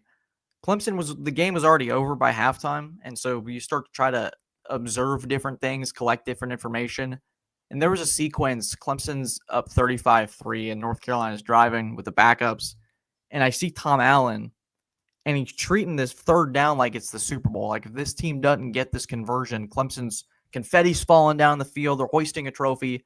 They get a stop, and Tom Allen just starts going nuts and going bananas, and the players responded to that. And so there was this added juice and energy. So yes, Clemson's season is a little different now, but with the way they responded, I don't care who's on the other sideline. I think that you can only dictate your own emotions heading into that game. And so things felt a little different from that standpoint. And yes, you're not going to give Clemson a ton of credit for beating North Carolina and a bad football team, but sometimes you just got to start somewhere. And that was in Chapel Hill. No. Grayson, I'll go there since you brought up Tom Allen on the sideline. I correct me if I'm wrong here. I thought I remembered preseason or maybe after the first game, Dabo Swinney being asked about Tom Allen, and Dabo with a very kind of candid answer of, it doesn't matter to me where he is, something like that, to that effect. Why, if a Clemson fan out there is wondering or asking the question, why did it take this long for Tom Allen to realize that maybe he does coach better on the sideline? It might have been an energy thing, as we've alluded to. It might have just been something that in this situation, you're 1-3. Heck, might as well try something new, right? Sure. And see if you can get something rolling. Anything at this point would be taken for Clemson in that situation. And Swinney told us last night on Sunday that, wherever Tom Allen wants to be, Tom Allen will be. But at this point, it sounds like he's on the sideline to stay unless Allen decides to head back up. But I do think his presence was much needed for a defense that's lacked that juice and that spark that you'd expect. I mean, Avion Terrell is someone that last year you'd watch him for every play just to see if he'd talk some smack. Even when the play might not have gone his way, he let you know he was there. And we didn't really see that much in September. So to see this group just have a little bit more pep in its step, regardless of its record, I think is a positive step forward. Grayson Mann of TigerNet.com joins us here on Wire to Wire with Diesel and Cole Bryce. And, Grayson, with Adam Randall, it kind of feels like trying to fit a square peg into a round hole. At least that's how it looks to me. But it's that situation where the square peg is actually small enough to go through that round hole. 8 carries, 30 yards, 4 receptions, 73 yards, a 3.8 yard average versus an 18.3 yard average. Like, yeah, it's working, but is it doing everything that it could possibly do? Does it feel like Adam Randall's skill set as a wide receiver might be pulling it back in a use case that aligns more with being a wide receiver? Or do you think Dabo's going to, be stubborn and run Adam Randall as a true running back all season long? Well, it's fascinating. I read something today that Clemson's running back, Adam Randall, is the only player to have 5 touchdowns in his first 5 games since Travis Etienne in 2018. So there's a little stat for you on the success that he's had. I love the analogy, by the way, a square peg into a round hole, just given the circumstances. Now, does Randall hit the hole as strong as a running back probably should? The timing still feels a little off there with the offensive line. There may be a yard or two ahead, and Randall's still kind of figuring it out, the patience and when to attack certain gaps. That's certainly all there. There is an asset of having him in the backfield be a passing option, and we saw that on Saturday. There was that great design for Clemson to go up 28-3. Randall kind of just slips out of the backfield and catches them off guard. Now, that first touchdown, I just chalk up to poor effort on North Carolina's end. I mean, that last defender, the last line of defense to keep the Tar Heels from going down 11, just kind of put a hand out there, and folks in the press box were laughing. Even on the North Carolina side, just sort of the standard and expectation that's been set there through 5 games in the Belichick era. But I think that you saw a little bit more of Eziamume and Davidson, but to be fair, guys, I don't really feel like I've seen enough from those two, even in the extended role on Saturday, to justify extra playing time. It feels like Davidson, he's fast, he's athletic, he's got the tools that you want, but he's not utilizing them in the right way just yet. I think he'll be fine, but as of right now, I think I'd be more comfortable with Adam Randall in the backfield. So, Grayson, to kind of piggyback off of that and tell me if I'm way off, a little off, or what your thoughts are, is it safe to say that Dabo Swinney and Clemson just completely whiffed this year on the running back room position? I think it's still early, and obviously what our standard was for success this year, and obviously that's changed in the last 5 weeks, but going into the year, I felt like it would be a success, and now this is just kind of the standard and the bar that's been set. So you're free to argue if this is still not acceptable. But Clemson just had to be adequate before 2025. It started. You felt like if they could just get something going as compared to Phil Maffa in the backfield last year with a bum shoulder who couldn't run at all. Yeah. Felt like anything beyond that would be an improvement. So I think it's too early at this point because I do believe we'll see Davidson more down the road. They have to. They got to find a way to he's going to be that feature back next year, barring some move in the transfer portal. Because there's no running back coming into campus in the recruiting class. So there is a certain need right there, and I think you're going to want to see more of him pretty soon. Well, Grayson, I feel like I owe you an apology because I was, beating that drum about benching Cade Klubnik and moving on to Christopher Vezina. But in what we saw, Christopher Vezina's time with the ones, he's not there. And you've said it over and over and over again that Christopher Vezina is not there. And it's not like they trotted him out there with the 2s and 3s. And then you say, okay, well, the backup wide receivers dropping the ball, and that's why things aren't as crisp and clean. No, he was out there with the ones and didn't look particularly great in your mind. And I know this is way too early, right?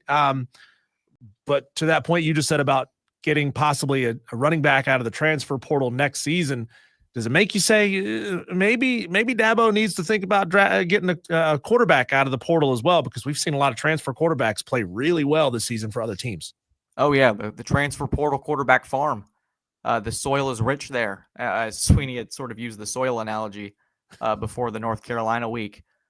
It's fascinating because I think a lot of things can be true at once, Diesel, is I'm not ready just yet to say, my opinion is that Clemson needs to go to the portal regardless.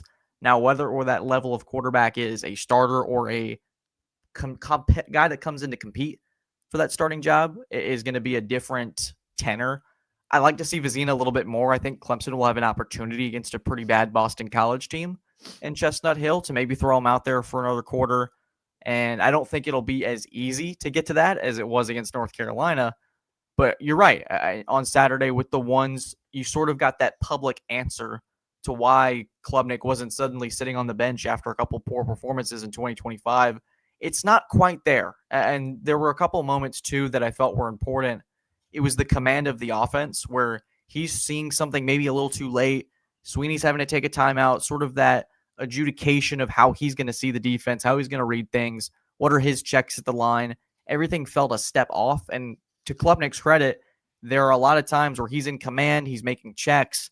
Sometimes it's not working out after post-snap, but it feels like pre-snap, he knows what he wants, he knows what he's seeing, and he's in command of the offense, getting the huddle. Those small things are really important sometimes, and those are sort of the things you're watching for with Vizina in those situations. You got to evaluate everything at this point. And so Vizina wasn't great on Saturday, but I think if we could see him one more time, or a few more times rather, because I think you're going to guaranteed at least see him against Furman, barring some complete and total disaster. Clemson would like to see him another time or two. You got me choked up there, Grayson. Let me ask you this question. The conversation we started the show with, when you talk about how Clemson fans now view this team, do you feel like Clemson fans' thoughts, views, opinions should change much based on what they saw Saturday? I don't, because the team on the other sideline is my expectation heading into Saturday was it would be a massive disappointment if what we saw on Saturday didn't happen. Is that's a North Carolina team. Going into the season, they were already at a talent deficiency, but it looks like a group that's checked out. And when your stands are empty by the second quarter, it's a reflection of the tenor around the program. And so for Clemson, look, this isn't a great Clemson team. They're probably a little bit better than the doomsday scenario we all concocted during the open date, but that's exactly what should have happened. There's a talent deficiency. Clemson had an energy juice. They had a little bit of a bump off the bye. Dabo wasn't in Nantucket, his significant other. So there's that. There's a positive right there to take. But overall, it doesn't really change my opinion. Now, if they go to Boston College and blow out another poor football team, I'd be inclined to say that things are moving in the right direction. But am I ready to call them a good football team? Probably not. I'd like to see them beat an SMU or a Florida State. They got Duke November 1st. I think that's a great litmus test. Darian Mintz is playing like one of the best quarterbacks in the country. Talking to Grayson Mann of TigerNet, and if you're watching on the stream, you can tell, obviously, plastered right there on his forehead, he's a hardcore Patriots fan, and I know your team looked good, got that win yesterday, but let's talk about your old coach, Bill Belichick, who's struggling at North Carolina. His deal's for 5, so he's got 4.5 left. I mean, does your heart tell you that he even serves out 5 years at North Carolina? I think my heart, my mind, my soul are telling me this is not going to last long in Chapel Hill. It just feels like maybe another year where you could maybe convince the brass at the Board of Trustees that he was a little bit late because they hired him later in that transfer portal cycle, so they were digging at the bottom of the barrel. And they've recruited well, to Belichick's credit. A lot of 4-star talent, according to various recruiting outlets. So maybe there's that you could fool yourself into thinking, man, Belichick maybe could win 7 or 8 games next year, and that'd be great for North Carolina instead of maybe 3 or 4 this year. So I don't know. I don't see this lasting very long, and the more it does, the worse it gets for his legacy, man. It was a stain. I was listening to stuff this morning, and they were talking about Belichick banning the UNC social media team from posting Drake May highlights after the win last night. Just the ultimate level of pettiness. It's after a blowout against Clemson, which has won one game prior to that game. That's probably not the priority folks up there should be taking. But is that real, Grayson, banning them from Drake May highlights? That's what I read. I think so. I saw it too. I'm not in the building. So so that's the second thing he's banned this year? Yeah, I think so. Martin, who covers, I think he's a 247 CBS guy, if I'm not mistaken. A pretty reliable source up there in Chapel Hill. Weird. It's weird. I think that's the best way to put it. Grayson Mann, TigerNet.com. We'll go there since Diesel brought it up. Your New England Patriots last night over the Buffalo Bills, who I predicted to win the Super Bowl back before the season started. Is it a blip on the radar? I mean, you're a fan, so you're going to be as extremist as possible as you. Oh, I didn't even see that. I was looking away. I had it ready. I was hoping you'd ask. Man. I'm so glad you asked. Is Drake May all of a sudden him? He was before. This was just a confirmation. Sorry. Excuse me. This is just the national coming out party. Gotcha. Folks in New England. The TV was on, right? The TV was on. It was one of those moments where I didn't expect them to win. I wanted them to be an annoyance last night. Yeah. And Drake May made some big boy throws. That one where he's being dragged down by a 320-pound defensive tackle and finds a way to find Diggs for a 12-yard completion. That's elite level stuff, guys. That's a quarterback that's a budding star. And I'm excited, man. It's tough not to be.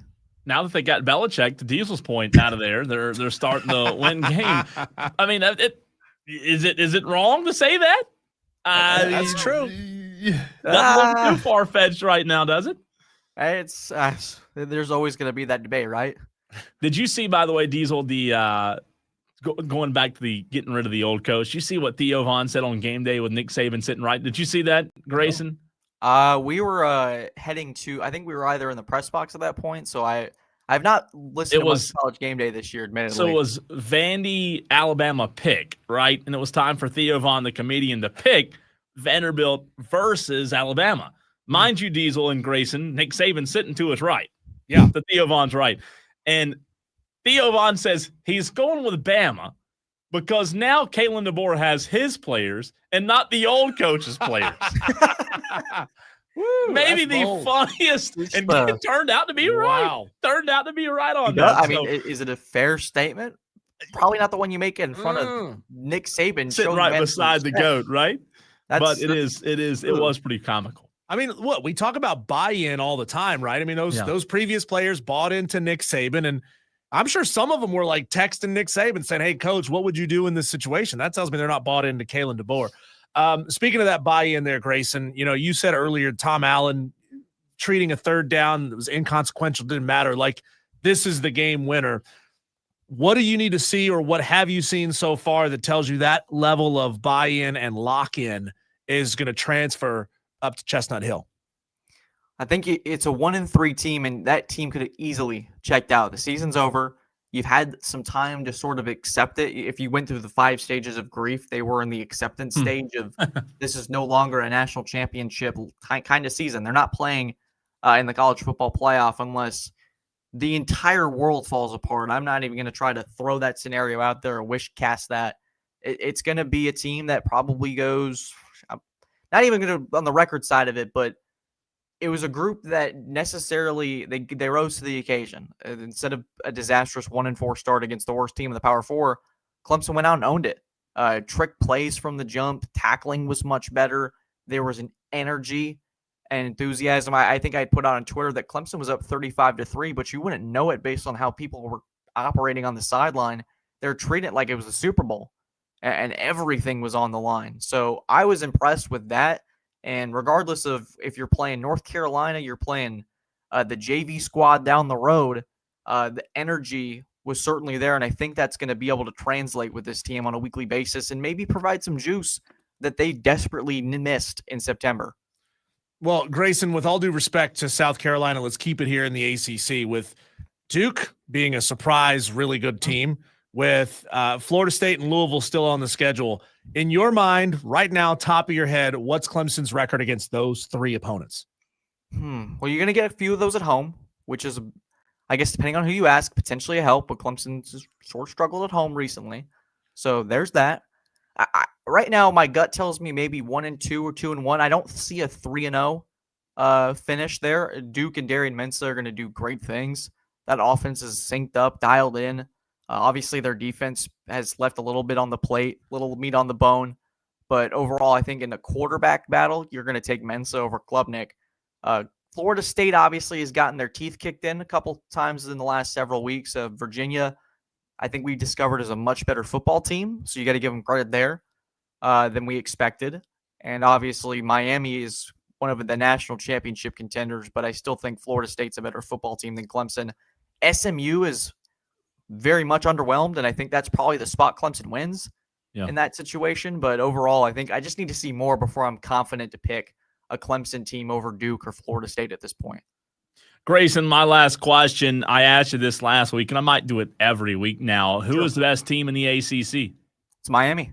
They continuously prove to be the best team. No letdown spot. Dominate the line of scrimmage. Florida State had a little bit of life at the end of it, but it really did feel like Cristobal wasn't playing with his food, and Miami's schedule from here on out gets tremendously easier. Sure. And they should be in Charlotte without a doubt. I think you're right. I think you're right on that, Grayson. As always, man, we appreciate the heck out of you, and we'll do it again next Monday. I like your Cowboys tee here. It's pretty sick. Are you it after a nice win? Everybody's happy. The Panthers won. Diesel's happy. You're happy. The Patriots won. My Cowboys won. Even though we beat the deaf and blind New York Jets, it doesn't matter. You're right. A win's a win, and Never we're going to win next. Never now apologize. I will say, Grayson, next Monday, fair warning, one of us is going to be unhappy. Diesel's Panthers. Cole, I will never celebrate a win over a team whose quarterback has to have someone else tie his shoes for him. Bryce? No, Tua. His brain has been scrambled so many times. That's fair. But I'm not sure he doesn't use Velcro shoes. That's he can't fair. tie them but anymore. next week, Grayson, Sunday, Dallas is in Charlotte. So either I'm going to be just absolutely upset, or Diesel's going to be, upset. He had to wear a star on his forehead last year. We did it. We had a bet, and it didn't turn out well for him. So we may see you Monday. We may not. We may not send you a link if Diesel's not feeling up for it.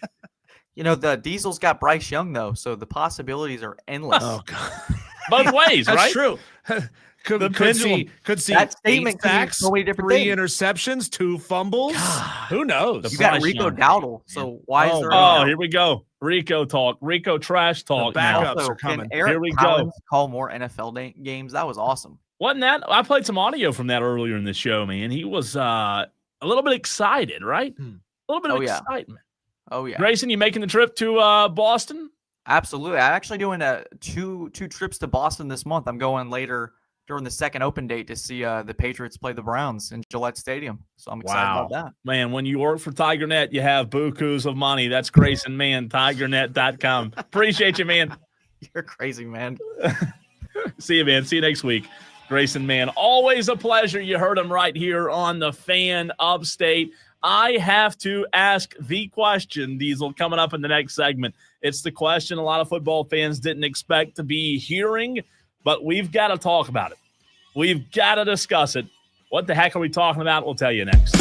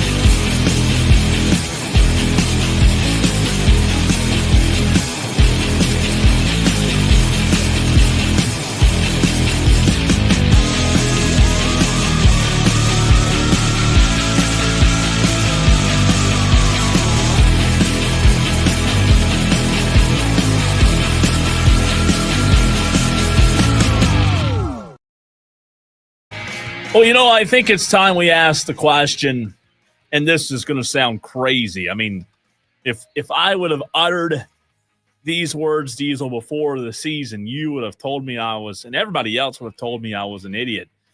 I think it's time we ask, why hasn't Texas benched Arch Manning? I mean, are you kidding me? Is this the question we're asking on the 6th day of October? Yeah, it is. Yeah, it is. That's where we are. That's the conversation we have to have. Texas loses to Florida over the weekend, and Diesel Arch Manning, if this guy's last name wasn't Manning, he would not be starting right now for the University of Texas. And now we all know why Sark started Quinn Ewers last year. It's time to bench this guy, right? Yeah, but are you going to sell any more Manning jerseys if you bench him? You don't really sell Jerry. All right, Jerry. You don't sell a lot of second-string QB jerseys. Come on now. Well, he's been horrible. Look, I think it's the right thing to do, to bench him, give him time to learn. Oh, you put somebody in that position, you put a tremendous amount of pressure on him, and we as Americans, we love a comeback story, right? So wouldn't it be the right move to do? It depends on who else you got on your roster, because I don't, without going down the Texas football roster. Saturday, Arch goes out for a play or two, whatever it is. His helmet comes off, one play. The backup quarterback comes in, and the offensive coordinator put Arch in a bad spot here because he called a pass play. And the backup quarterback throws a beautiful pass, and it's like, oh, that guy's good. Keep him in. And then Arch runs back in late in the game, and they can't. That was an embarrassing loss. That was an embarrassing loss to Florida. And I know Florida, look, they have the problems of their own, Diesel, but you just can't lose that game. You're Steve Sarkisian. You're Texas. You're Arch Manning. And Billy Napier-led Florida is going to knock you off. That is a horrendous Or does loss. it say that maybe Florida's not as bad as we've all written them off as? Maybe they're not. Maybe they're not. But Sark, Diesel, we talked about them as the national champion coming into the season. These guys were already crowned national champions, and the talent they have across the board at receiver and tight end and defense, they're out of the top 25. Who would have thought it, right? Who would have thought? That to me sounds like they're sending a message to Texas, right? I mean, because come on, they still have a lot of talent on this team, and Texas is what? What's their record on the season? 3-2? Yeah. 3-2. Lost outside Ohio of the State top 25. I mean, I guess, I get the point that beating San Jose State, UTEP, and Sam Houston doesn't buy you They have horrible much wins, credibility. right? But for falling all the way outside of the top 25 with the team, I guess it shows it can happen to anybody, right? If it happened to Clemson, it can happen to Texas. Hey, Penn State, Clemson. They're out of the top 25. How about this? Too. Yeah, I think I saw this right. Let's see. Let me pull this up. Preseason number 1 Texas, number 2 Penn State, and number 4 Clemson are a combined 8-7. Think about that. Yeah. Going into the season, number 1 Texas, number 2 Penn State, and number 4 Clemson, Diesel, are 8-7 after week 6. That is atrocious. And Penn State only has wins over Nevada, FIU, and Villanova. They lost to Oregon at home. They lost on the road to a UCLA dumpster fire that just fired their coach. And right now, Drew Aller, Cade Klubnik, and Arch Manning, the three of them were supposed to go top 3. And they're out of the top 25, and they need to be on Indeed. Man, this quarterback class has gotten thin, has it not? Yeah, it has. Very quickly. We were thinking this is going to be an epic quarterback class going into the NFL draft. And now Ty Simpson looks like Ty Elway. My goodness, this guy looks like the best quarterback. And the Oregon quarterback, the Moore guy, I mean, he's been fantastic. Mm-hmm. Julian Saint's been good. Yeah. Heck, even is Ole Miss still playing that Division II transfer that's like 7 feet tall? Is he still winning games for them? They hadn't lost. Yeah. They hadn't lost a game yet. It's crazy. Hey, if that's not proof that you can go into the portal and get a quality, even if you're just going in to get a quality backup, he may end up being the guy for Diesel. No, Dabo said the portal guys aren't good enough to play at Clemson. Oh, Remember? that's right. He That's said that. right. He did say that, by the way. When we come back, Cole, it is time for us, you and I, and for the Tolos to call in and text in at 844-FAN phone. We have to call in? Overreact. Well, we'll be here. They have to call in. You can if you want to. It's Overreaction Monday. Your chance to sound off about something you saw this weekend. That's coming up next.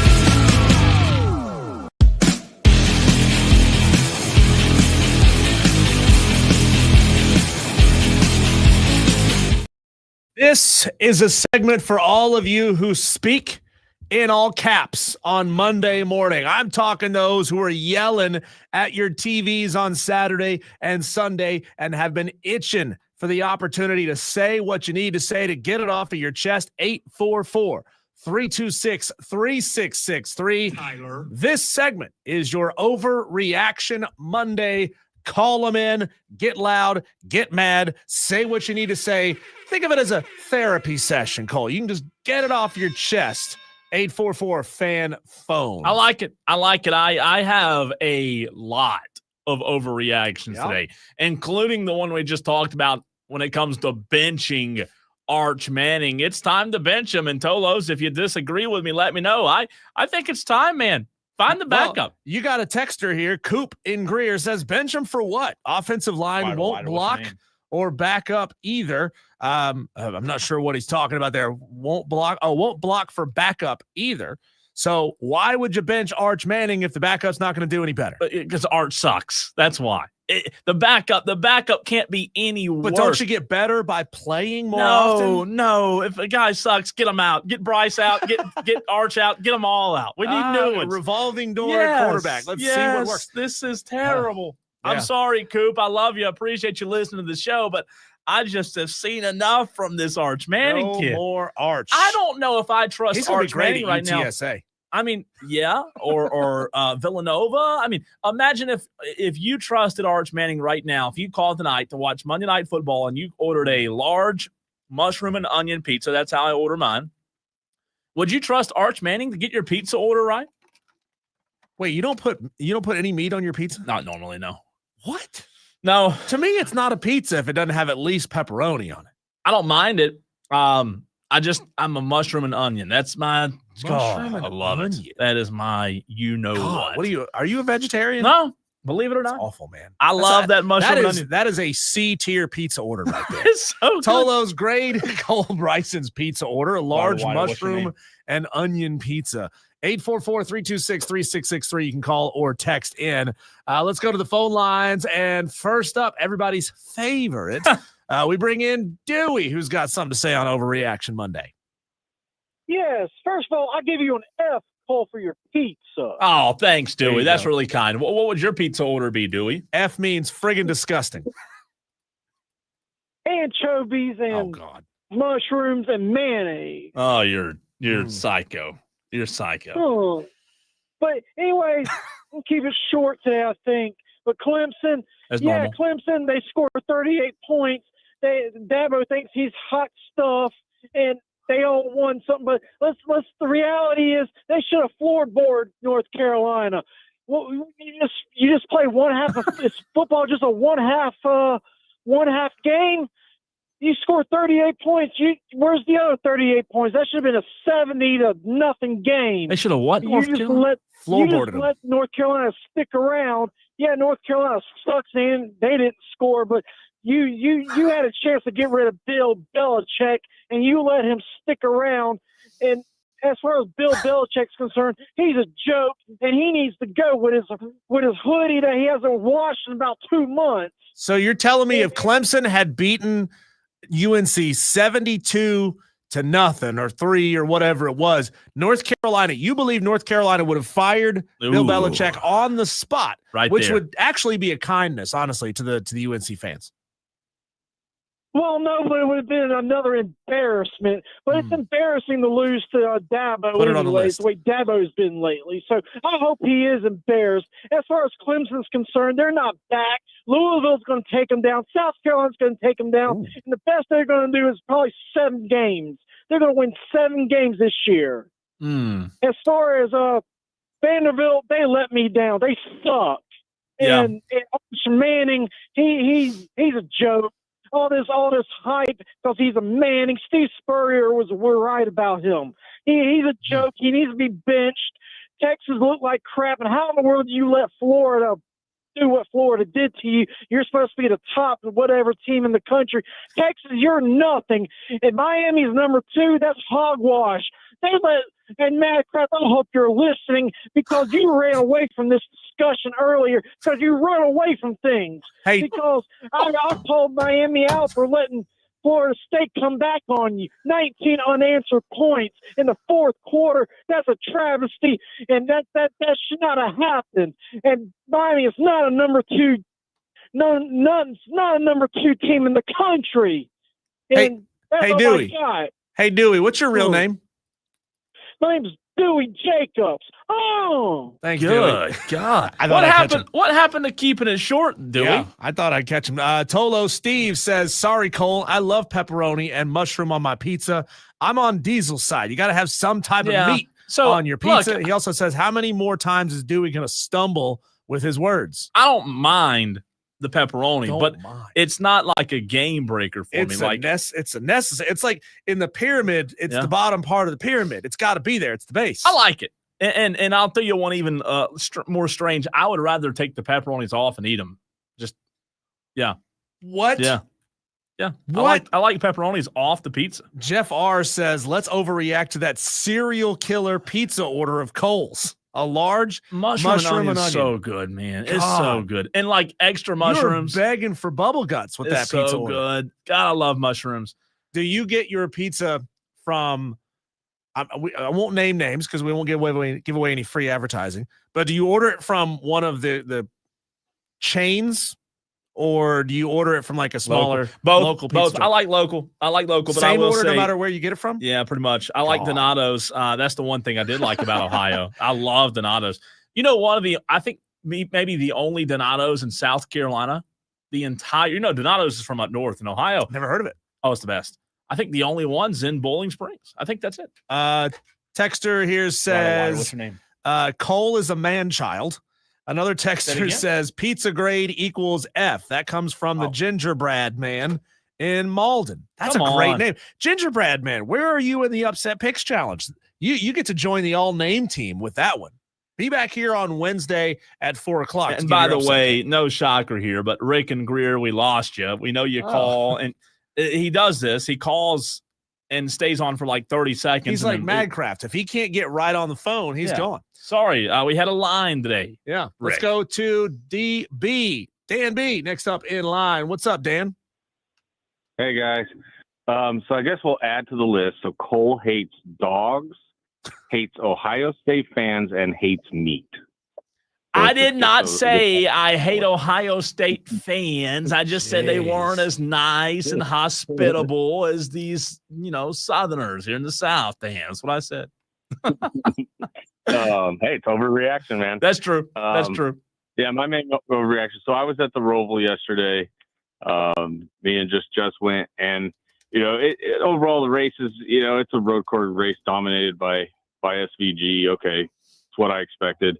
But that last lap shenanigans where Ross Chastain spun Denny out in the very last turn, and then they both crossed the finish line under power going in reverse. And it was all in some effort. I guess Chastain was trying to not get cut off from the playoffs, and I guess it let Logano in by Hamlin passing him. Just the fact that Chastain did another thing that could have tried to screw over Hamlin. I've never hated a NASCAR driver until now. Chastain he's at the bottom of that list. Dan, I can't tell you I think it's been 3 months since I watched maybe 2 months since I watched the NASCAR race. Yeah, you're missing out. I know, but football's on, man. I'm not going to watch NASCAR over football. I can't do it. NASCAR needs to be a spring sport only. 2 months. It needs to be over by September. You want to race every day? Yeah. They're in Florida today. Two races a week. New York tomorrow. Over by September. That's how they're racing every day. I love it. Thanks, Dan. All right, guys. Appreciate it. Let's go to TX. T Experience. T Sorry. Experience. I didn't type out the whole thing. T Experience on the line. What's up, T Experience? Every call starts the same. So,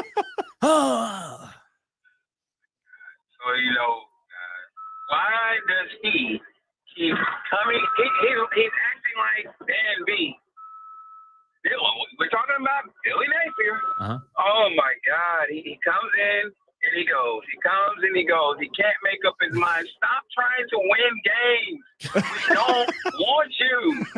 No one cares at this point. Just let it go. You'd rather the guy lose? 1,000 paper cuts. Stop it. So Billy Napier's career is kind of like The Walking Dead. It just keeps on going, but you don't want to see a new season? Yeah. Exactly. What let's T go. experience? Where are you? Are you T on forklift experience? right now? I'm on 85, and when I get this alarm in my car when I go over 70 miles, it goes off like. Oh God! Rip that bad boy out. By the way, you should go get that looked at. No, I don't want to. Mine would go off vehicle repairs 24/7. on you because I'm staring at like a $4,000 vehicle repair bill myself. But come on, man, that's got to be annoying as hell. It's just a reminder for me to slow down. That's all. Oh, that's rough. That thing would go off all the time for me. Let me ask you this, T experience. You think it's prolonging the inevitable is what you're saying with Billy Napier? Yes, and now with that win against Texas, like they're gonna be like, oh well, there's hope. No, it's not.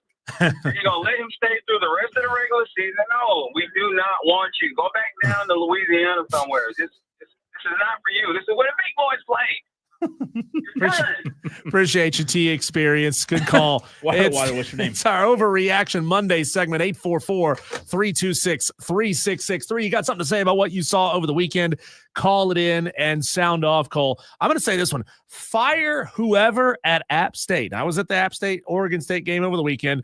Whoever there in Boone, decided to give out rally towels and play Sandstorm over the PA. What? You can't borrow South Carolina's arguably one or two best known traditions. It's garbage. What? I know that Dowell Loggins just came here from South Carolina and maybe you're trying to make him feel at home or something, but that is Bush League garbage. You didn't like it? To rip off Sandstorm. You didn't like it? No. Did you wave a towel? I mean, I did. Yeah. It's fun. I get it. It's a fun tradition.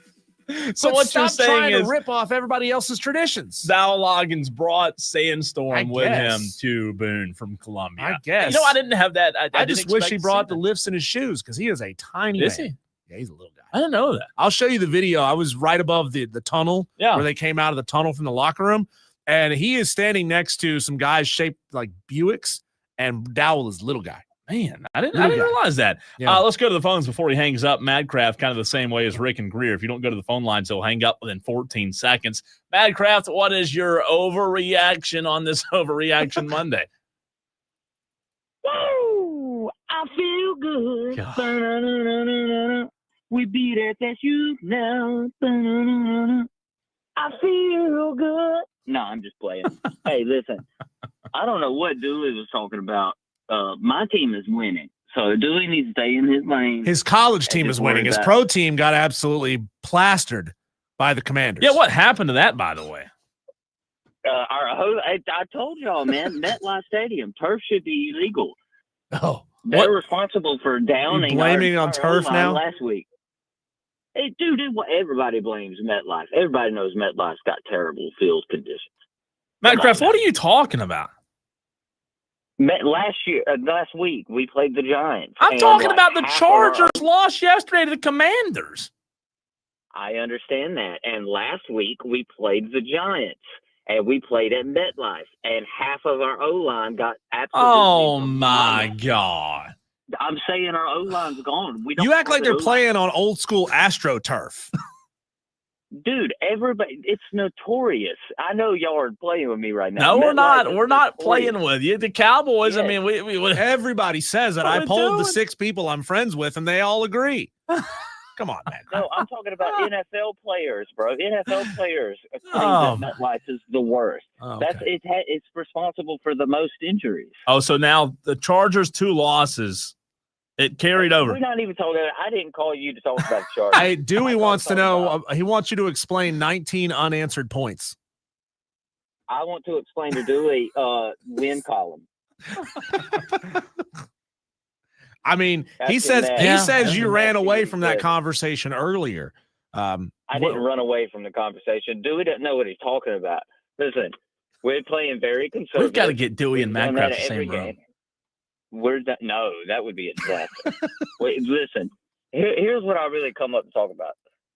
I think that it is imperative that what I discussed to any Florida State fan that could possibly be listening, I told you that this was going to happen, right? Florida State is not only kind of rely on the run a little bit.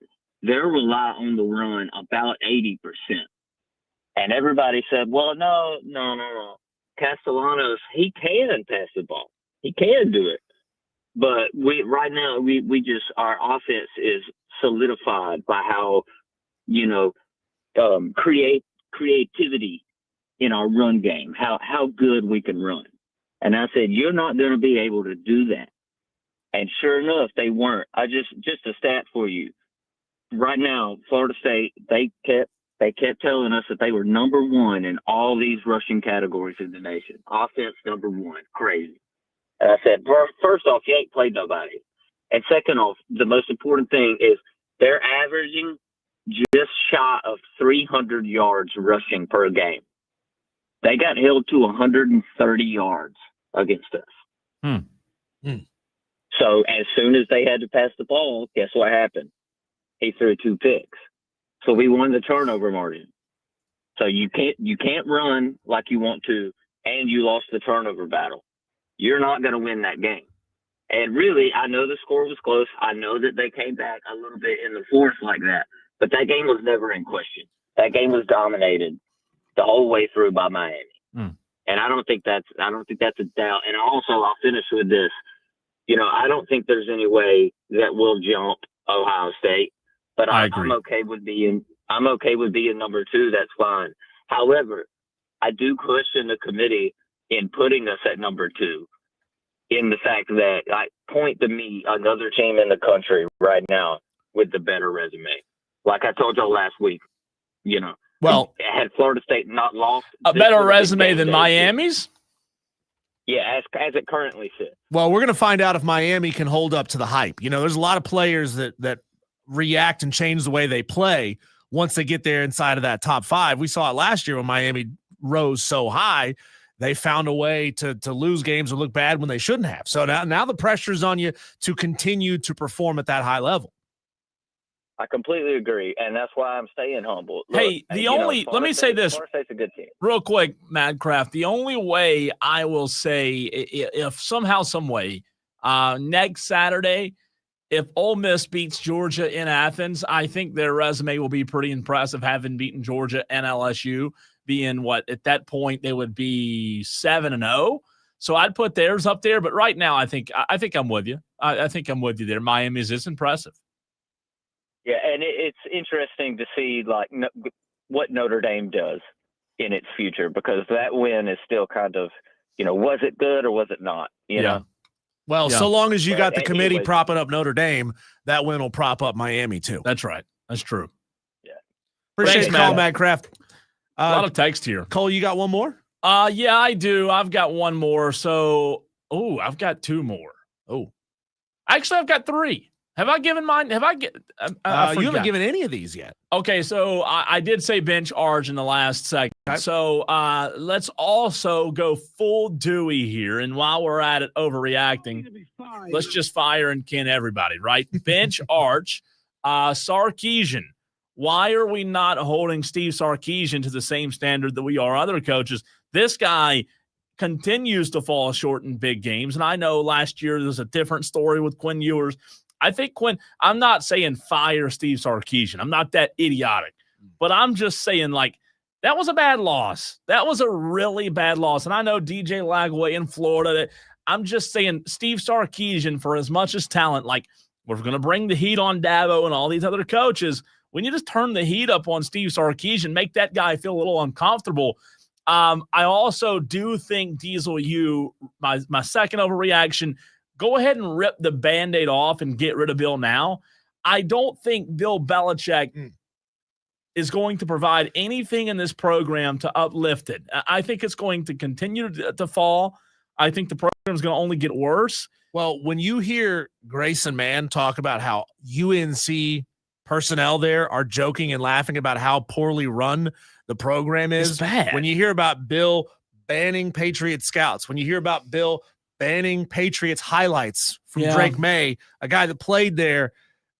And on top of that, I mean, you heard in the broadcast, maybe you didn't because you were at a game, but when you hear the guys say all these coaches came from the NFL, there's not a hype man on this sideline. There is nobody on this sideline, getting these players hyped and ready to go. There's no like, what the term they use, like tatted up strength and conditioning coaches that are right there from bursting a blood vessel in their neck because they can't contain it.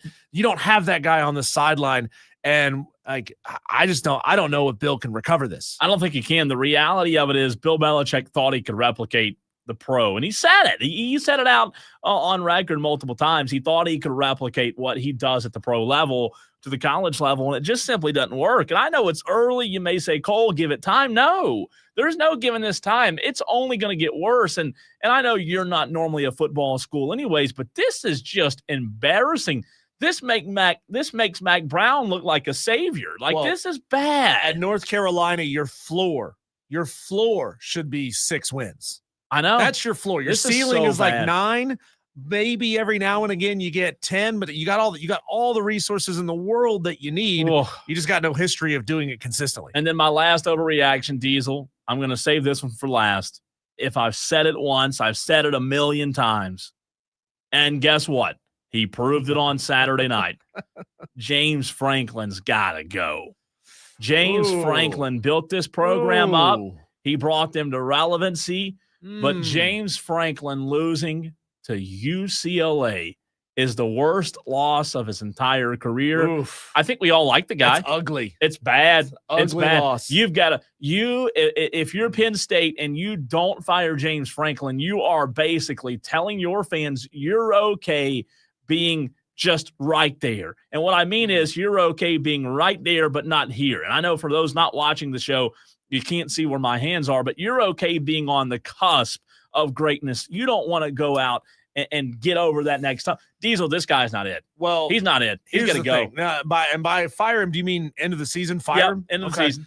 His buyout right now is $56 million. It'll drop to $48 million going into next season, $40 million after that. He's on a 10-year contract that runs through 2031. They're also in the middle of major renovations to Beaver Stadium there at Penn State. So they don't exactly have the cash right now just to be throwing around 45, 50 million bucks. Go fundraise. I can guarantee you this. Penn State, there's a lot of money up there.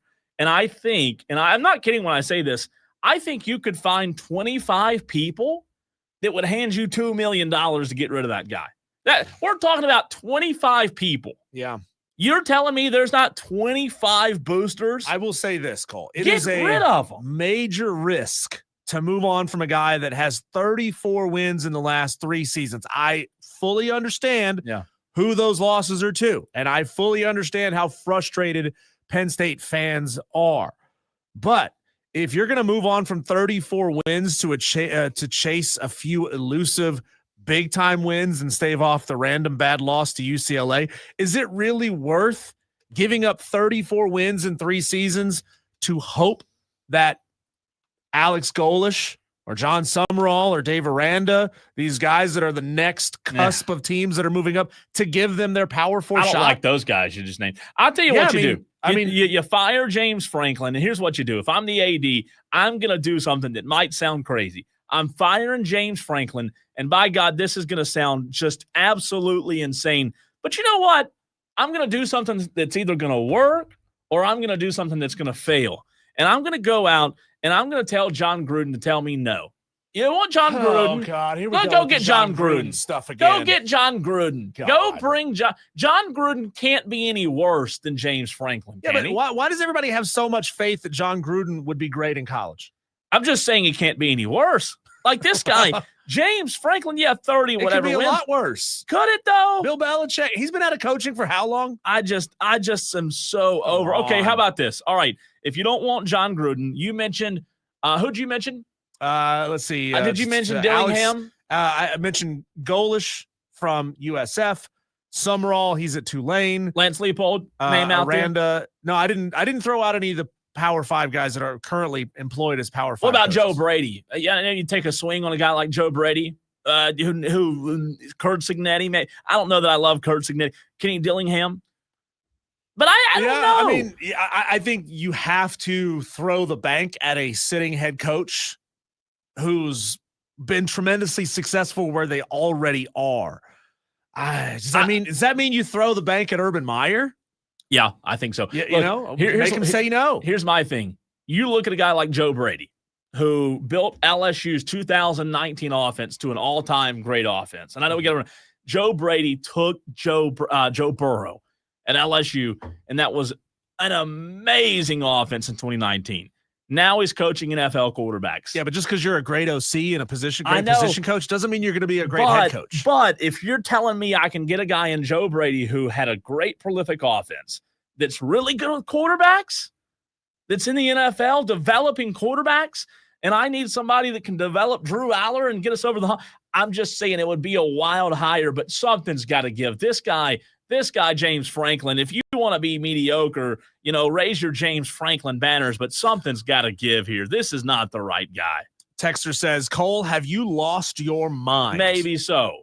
But my God, James Franklin, man, this is enough. I get it, though. What you're saying is Penn State now has to be aspirational. They've built everything that they could possibly build under James Franklin, and they can't go out there and get those big wins.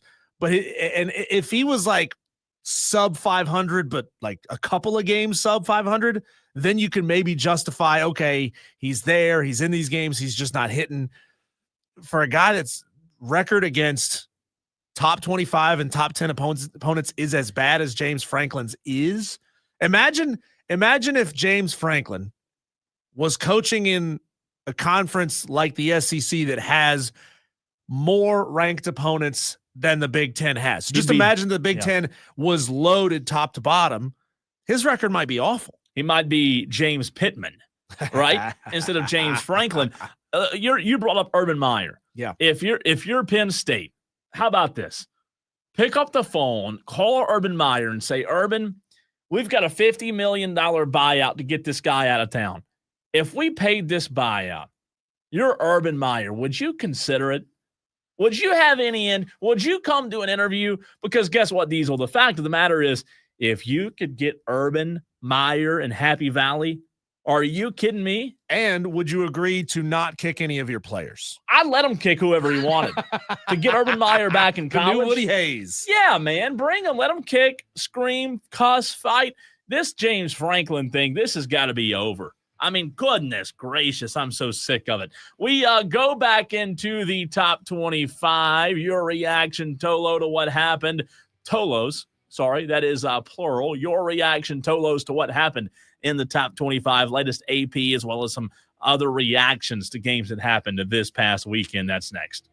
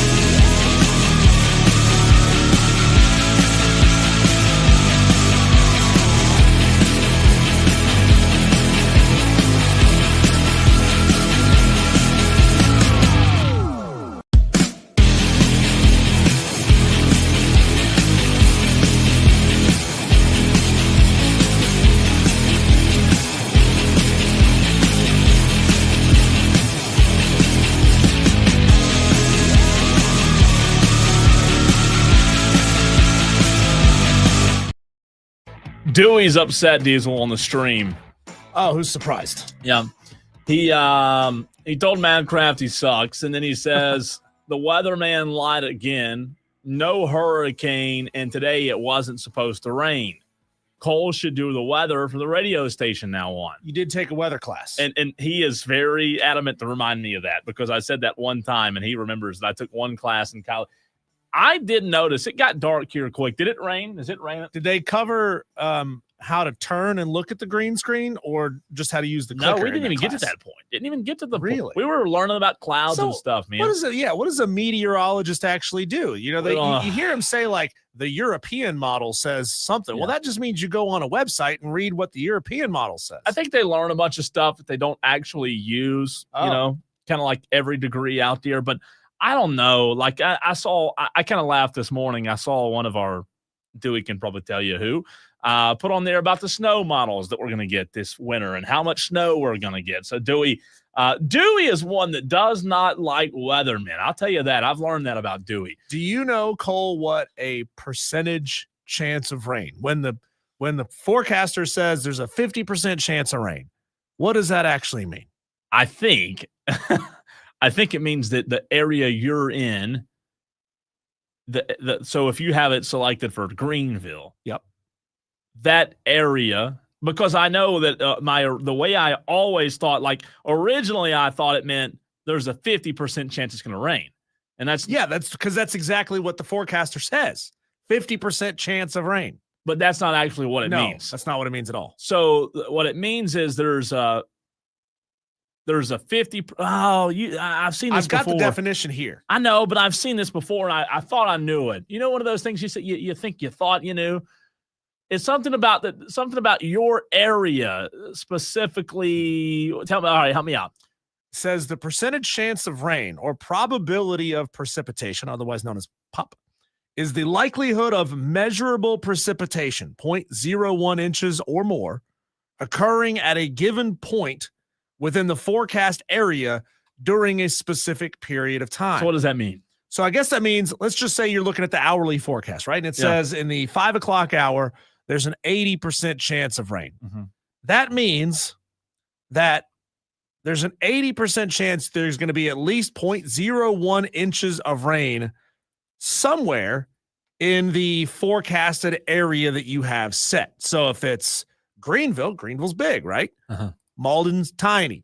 Greer is tiny. So if you have your forecast set for Greer or Malden, maybe it's a little more accurate. But it seems like there's too many qualifiers here. The likelihood of measurable precipitation occurring at a given point within the forecasted area during a specific period of time. Okay. Which means there's an 80% chance that it could rain somewhere in that circle, wherever that circle is, in that hour. I got you. So that does make sense. No, it doesn't make any sense. Well, like it kind of does, but it doesn't make sense from a big picture standpoint of do they actually know how to measure that? But also, rain clouds are not like city size, right? I mean, you know, like it could be raining on one side of the road, but not on the other side of the road. Yeah. So sorry, Dewey. Sorry that the weathermen disappointed you today. And I think it is. Yeah, I mean, it got dark here. It's super dark outside. I'm not sure that Dewey is not actually my brother-in-law because my brother-in-law has a weird beef with Chris Justice. So you think Dewey? Oh man, he might be my brother-in-law. That could be. That's a scary thought. Let's get to the Hub City Spartanburgers text line and any text from the last segment. Let's see. Leprechaun of Lyman got in. He said, Madcraft, we're helping each other out. As much as I don't like the Canes, y'all need to keep winning. Always talking about Notre Dame making Miami look better and vice versa, right? Keith and TR got in at 844-326-3663. Keith said, everybody's overreaction to Clemson beating the worst team in the conference needs to stop. Well, Keith, it's interesting you bring that up because Diesel and I talked about that in the very first segment of the show today. We talked about Clemson's win over North Carolina, right? And just what it means. And a lot of you listening now, I know weren't listening at 3 o'clock, but it means just about as much as you allow it to mean in your mind. Meaning Clemson beats North Carolina. Does it change your perception? Does it change your thoughts on how Clemson or what this Clemson team actually is? Not really. I don't think it should. But, the reality of it is, Keith and TR, there are a lot of Clemson fans out there, and I know a lot of them that will allow that one win over North Carolina to symbolize that they are indeed back. Let's see here. Texter says, hey, did you guys see the Western North Carolina quarterback completed 46 straight passes? Crazy stat that will probably never be broken. We talked about that in the Daily Wires, right? We did. 46 straight completions, and that resulted in, I'm going to go back and find where we talked about it because there was a little more to that stat there. Let's see. Didn't throw an incomplete pass until the fourth quarter. He was 53 of 56 for 378 yards. Do they have a touchdowns. Running back on the roster or no? I mean, you would think, though, and the final score of that game, Cole, do you know? A 3-point game. Wofford lost by like 2 or 3 points. When you're that good at completing passes. And Wofford's that bad. And Wofford is that bad, and you still only beat them 23-21. I mean, you should have smoked them by like 40. It is depressing because they have just fallen off so bad, Wofford has. But kudos to the guys. What do you have the guy's name? The kid that broke all the 46 straight passes. I mean, that's Taron Dickens. Okay, cool. Well, that's awesome. It really is. The stats on that game here, by the way, trying to find the team stats on here. Like, how did that actually work? Passing 378 yards. What happened was yards Wofford per couldn't pass. stop him. Yard per pass average was just 6.8, which is not bad. 6.8 yards per pass is not bad, especially when you're completing 53 of them. So how does that happen? Like, I'm trying to figure, did they turn the ball? They didn't have any turnovers.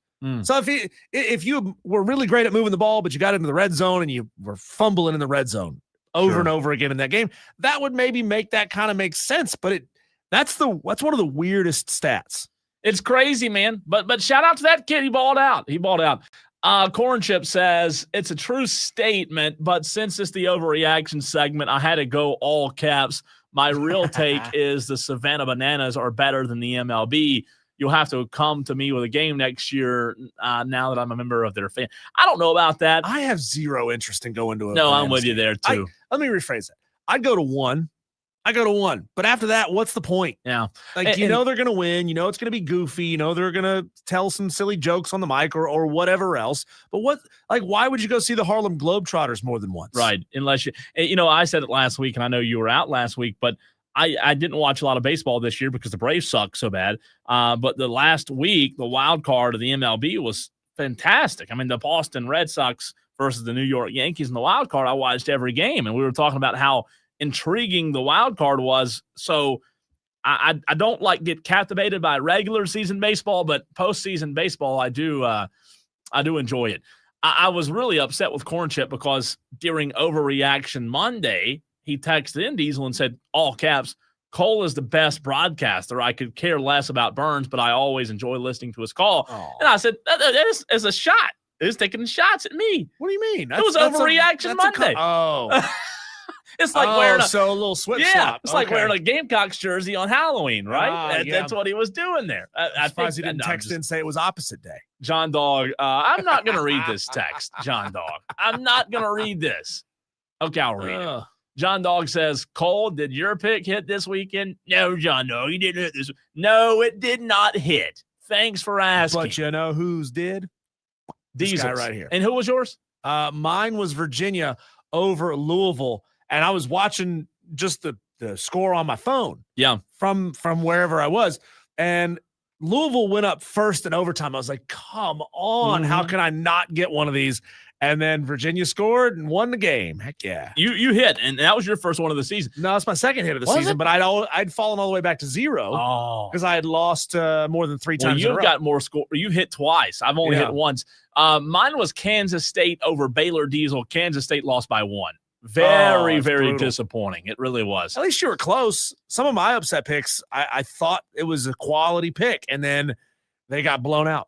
Let's see. Texter says, overreact to Mark Sanchez getting beat up by an old man. That was a wild story. Well, I'll tell you what, why don't, we were going to talk about the upset picks challenge in the next segment. We may touch on it very briefly, but let's spend some time talking about this Mark Sanchez. Also, real quick, next. Philip says Clemson beat a JV team. Why do people think it was a get right game? It proves absolutely nothing. That comes from Philip. I like it. I mean, it proved that you can look competent against a bad team. And you're supposed to look competent against bad teams. They look good against a bad team, and I guess it's doing what you're supposed to do. Take what you can get at this point of the season. Right. So let's jump into that very briefly. We'll talk about the Mark Sanchez thing, whatever happened next.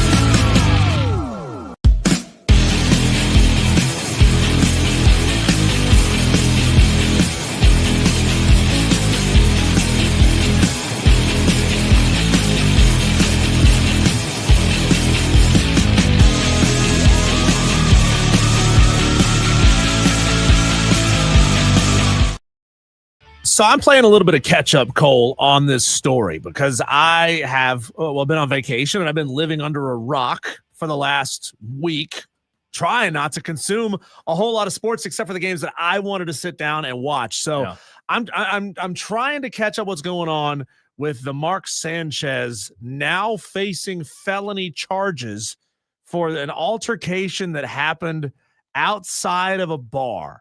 What do you know about this? Well, so when it happened, I heard a lot of people, he's with, what is it, with NFL Network? Fox. So I heard a lot of people with Fox like, oh, how sad Mark got stabbed. But it sounds like there was an altercation. I don't know if it was over a parking spot or what it was. And there was an older man. I've seen the pictures of the older man. He don't look good. And now I heard, hearsay, allegedly, right, that the guy stabbed Mark Sanchez in self-defense. So it's not really looking good. And I now have allegedly heard that Mark Sanchez has been charged. So it's not looking good for Mark Sanchez. I don't know. So this is what's on ESPN.com right now. It says Marion County prosecutor Ryan Mears announced a new charge of battery involving serious bodily injury, which carries a potential sentence of 1 to 6 years in prison. That's a felony charge. He says, quote, we are literally talking about people fighting over a parking space or a dispute about where people are parking, and it resulted in someone receiving just incredibly significant injuries. And that's right. So right now, Mark Sanchez is facing a felony charge in Indianapolis because of the fight that left him hospitalized with the stab wounds, but goes. Oh, God. I'm looking at the pictures now. Of the other guy? Oh, dude. Or Mark? The other guy. Oh, it's bad. Real bad. He is jacked up. Yeah. It's real bad. So the detectives reviewed the footage, and supposedly it's not looking good for old Mark Sanchez. According to the affidavit, the guy said, this guy's trying to kill me, talking about the fight was it's bad. He said he stabbed Sanchez in self-defense, and man, this is it says he pepper sprayed the older gentleman pepper sprayed and stabbed him multiple times. And think about this. This guy is on a national television network for Fox. I mean, are you kidding me? Sanchez was hospitalized with stab wounds to his upper right torso. Look, if you've ever been to a Costco parking lot at like 3 p.m. on a Saturday, people get real chippy over parking spaces. Yeah, they do. They do. And you know what? It's crazy. Like how people act with traffic, just honking the horn nowadays causes people to get out and shoot people for whatever reason. But this is a terrible story. Why is it that, when something terrible happens, thinking back to the Charlie Kirk shooting, when something like that happens, how many people post, we all have to be kinder to each other. We all have to think more and react less. But then the first time an opportunity like this happens or a situation like this happens, they revert right back to, I'm going to fight. I'm going to fight. I'm going to get angry. I'm going to honk my horn at you. I'm going to yell at you. I'm going to stick a gun out the window of my car. It's sad because I'm mad at you. I mean, like, we got to start putting this stuff into practice. It's sad. It's a horrible story with Mark Sanchez, man. I don't know if there's enough out there to figure out exactly what started it and it's just Mark Sanchez being charged. Just a bad look. It's horrible. It really is, over a parking spot. Yeah, you're right. It's too much. People have got so much going on in their lives and their heads, I guess, that it's like, we're really gonna blow this up into to something that it doesn't need to be blown up into. When I go to like crazy busy parking lots like that, I park in the back. I don't want to have to deal with it. I'll walk the extra 40 feet to not have to like get in an altercation with somebody over a parking space. That's true. Yeah, just start handing out like money or something as you walk in, right? That way people don't shoot you and stab you. Did you know in Japan, like especially at big facilities where a lot of people work, think somewhere like GE or BMW or whatever, if you get there early to work, you park in the back so that the people who get to work late don't have to run from the far back of the parking lot up to the facility. That's the culture in Japan to do that. There's crazy. No way they would ever do that here. No, I never heard of that. God, never heard of that. Diesel, but what I have heard of is an audio blitz, little sports soundtrack coming at you, Tolos. What happened sports-wise over the weekend that you need to hear about, but not from us? That's next.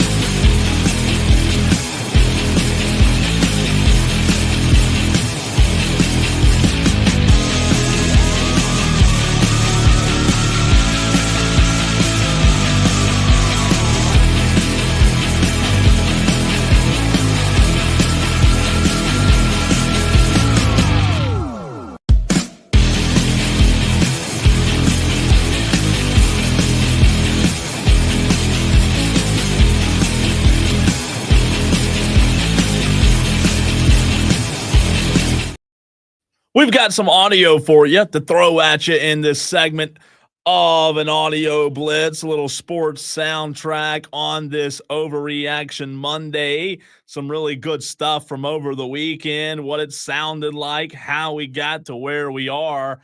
But Diesel, before we get to that, can we give our upset picks standings? I am so eager to hear where I am on this list. I know. Look, well, Cole, if you want to know, we can start with that. Do we have to? You're back there with me and Rob. How is that possible? That's We're bad. all tied at the 84 lumber spot, 84th with 6.5 points. That's not good. No, it's not. So what are the standing? I mean, Dave Mosley still up there. He is. There are 117 Tolos that have points right now. Clemson 83, Shane Barrett, Just Jess, Twisted Whisker, and Roger Carper. Y'all are at risk of falling off if you don't hit a pick this week. Y'all have half a point. The leader in the clubhouse right now, Dave Mosley, has 61.5 points. He's hit on all but one of his upset picks so far. USC Justin has 48.5. Bo from Greer, 41. Canes Transplant, 40. Keith and TR has 39. Gamecock Tim, 36.5. Percy, 34.5. Michael T from Gaffney, 33. Rebel Vol, 51, has 31.5. And then we got two Tolos, Leprechaun of Lyman and Jacob in Spartanburg, tied at 31 points. They round out the top 10. What about, let me ask you this. Dan B's the mastermind behind all this, right? And you know what? Like from previous years, also, what about old Delvin? Yeah, where's Delvin on this thing? Dan B has 8.5. Okay, so he's doing better than us, right? Dan B has 8.5. Delvin, I'm trying to find Delvin on this thing because the font just keeps getting smaller and Diesel, smaller. I don't know that Delvin's on there. If anyone wants to know, if you check the standings and you wonder why has this person's point total not changed over the course of the season, Lee Corso hit in his week 0 or week 1 upset pick live on the show for 13.5 points. Yeah. That was the Florida State Alabama game. Sure. We have granted Lee Corso his honorary 13.5. He cannot change. He cannot move. Lee Corso will sit there at 13.5 all season long as a respect to coach. Delvin, I don't see Delvin on this list. It's a tough season for Delvin. It has been. I'm telling you. And Delvin makes good picks. Delvin makes very logical, sound picks, as I feel like I have, as you feel like you do, but they're just not hitting. They're all logical and they're all sound until the game starts. That's the problem. Exactly. And then once the game, it's like sports gambling, prize picks, whatever it is that I do, Diesel. When I put in something, man, I'm like, oh, this is great. This is great. This is going to be the best pick ever. And then all of a sudden the game happens. Like tonight, I'll give you a perfect example as I'm pulling this audio up for the audio blitz. Tonight, I know for a fact the Jacksonville Jaguars are going to win tonight. I'm telling you. Over the Chiefs. Over the Chiefs tonight. Man. I know for a fact. Do you think Lonzo will come to work tomorrow if the Chiefs lose? I think he'll have to. But my point being, Diesel, guess what? It sounds good now, but I'm telling you, as soon as the game starts, it's gonna, Chiefs go up 14-0. That bet doesn't look as good. It's just part of it. But a lot of audio to get to. Tolos, continue. Best of luck in the upset picks challenge. By the way, my wife was texting me earlier today talking smack because she has where's she on this list? She has 24.5 points right now, Cole, and she says, "Wait a minute. I'm beating." You talking about me, Cole, and Rob Brown, and you guys all do this for a living. Yeah. Thanks. You could combine all of our points, and she would still be beating us. Yeah, thanks, Ashley. Now we're all going to quit because of you, and you've shamed us, and we're all going to go get jobs at wherever. DB says Delvin's 20 something. Okay, is he? This Delvin's 20. How about it, Delvin? We'll give you credit. I'm sorry about that. Delvin is in 34th place with 20.5 points. All right, let's hear a little audio from what happened over the weekend, Diesel. A lot of sports to react to. A little audio blitz, sports soundtrack. We start with the one, the only, the best coach in college football, James Franklin, right? Oh. Said no whatever. Why do you think or don't think your team was ready, mentally focused after the loss last week? Because the first half obviously was a complete disaster. God. Obviously, we did not handle last week's loss well. We also lost some players in that game during the week, and then everything else. Blaming it on injuries? Everything else. Turf. Travel, everything else. Playing at MetLife? Yeah. Did not come out with the right energy to start the game. And before you know it, obviously they get a touchdown drive and an onside kick, and now you're fighting. They gain confidence, and we're fighting for the next 3 quarters. So that's my responsibility, and I didn't get it done. Man, that reporter was a harsh disaster. Yeah, it was disastrous, Coach. Tell us how you really feel there. It's amazing how the media can turn on you real quick, right? Oh, my God. I mean, we've obviously seen it here. I'm telling you. What about the flies, Diesel? Too many flies in the room. Deion Sanders in the postgame was not happy about the flies in the room. What's supposed to happen and what should be happening? Where are flies coming from? Are we that stinking that the flies are flying around like buzzers with helmets on? Jesus. He's not happy about the fly. Can somebody put out one of those little glue trap? Yeah. I mean, it's ridiculous. What are we doing here with the flies? It's wild, man. And by the way, you talked about earlier, Diesel. He announced that he has maybe some blood clots. That's sad. Yeah, that's scary stuff. Cole's answering a phone call. I'll play this one for you, Cole, if you would turn that one on up. This was audio that was played during the UNC Clemson broadcast, and I also want to include the play-by-play commentary afterwards. This is a student at UNC, Anna Yee, poor girl, talking about what it was like, the hype preseason with Bill Belichick coming in as your coach, and then immediately having that bubble burst against TCU. I went to that game, and that was one of the saddest feelings I've had in university so far, and I've failed midterms before, so that's saying something. Anna Yee, student here at the University of North Carolina. On social media, folks, she's gone viral. Over 400,000 mentions and views and likes. Into the end zone, incomplete. Oh, shocker. Intended for Smith. Well, I think maybe we need to get Anna a tutor first, so she doesn't struggle with her next midterm. But dang. I'll tell you what, if there's a do-over, North Carolina would probably want one right now. Yeah, that's right. Makeup test. First off, Anna, the fact that you failed midterms with an S, plural, I'm with you, girl. I feel you. God, brutal. Taking shots at Anna. However, Anna, she sounds smart. She might did have a career in broadcasting because she was on it. Before we continue the audio blitz, let's go to the phone lines. 844-326-3663. Guy wants to get in. What's up, Guy? Hey, the Washington Huskies flew to Maryland, were down 20-0 at halftime, shut Maryland out in the second half while scoring 27 to win. They went through the same time zone that Penn State went through. And I'd like to know, is it because one team flew west and the other team flew east? No jet lag. I guess. Okay. I mean, you go west, you lose the hours, so you lose the sleep, and I guess, Guy.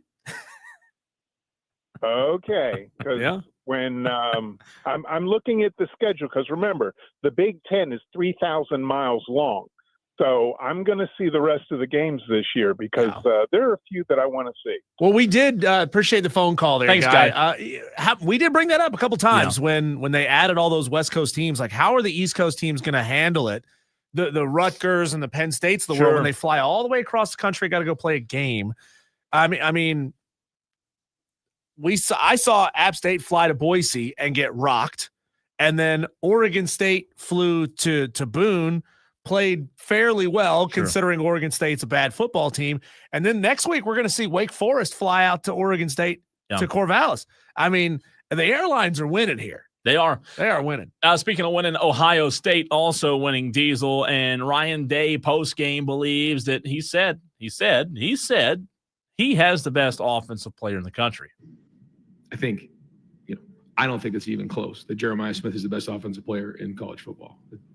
If it's close, I'd like to know who it is. But when you're a receiver, it's different than when you're a quarterback. And coverage can dictate different things, but Jeremiah just keeps playing over and over again, has an unbelievable attitude. And I know the fans appreciate that, but it's also good to hear, I think, from us coaches, just, how he practices every day.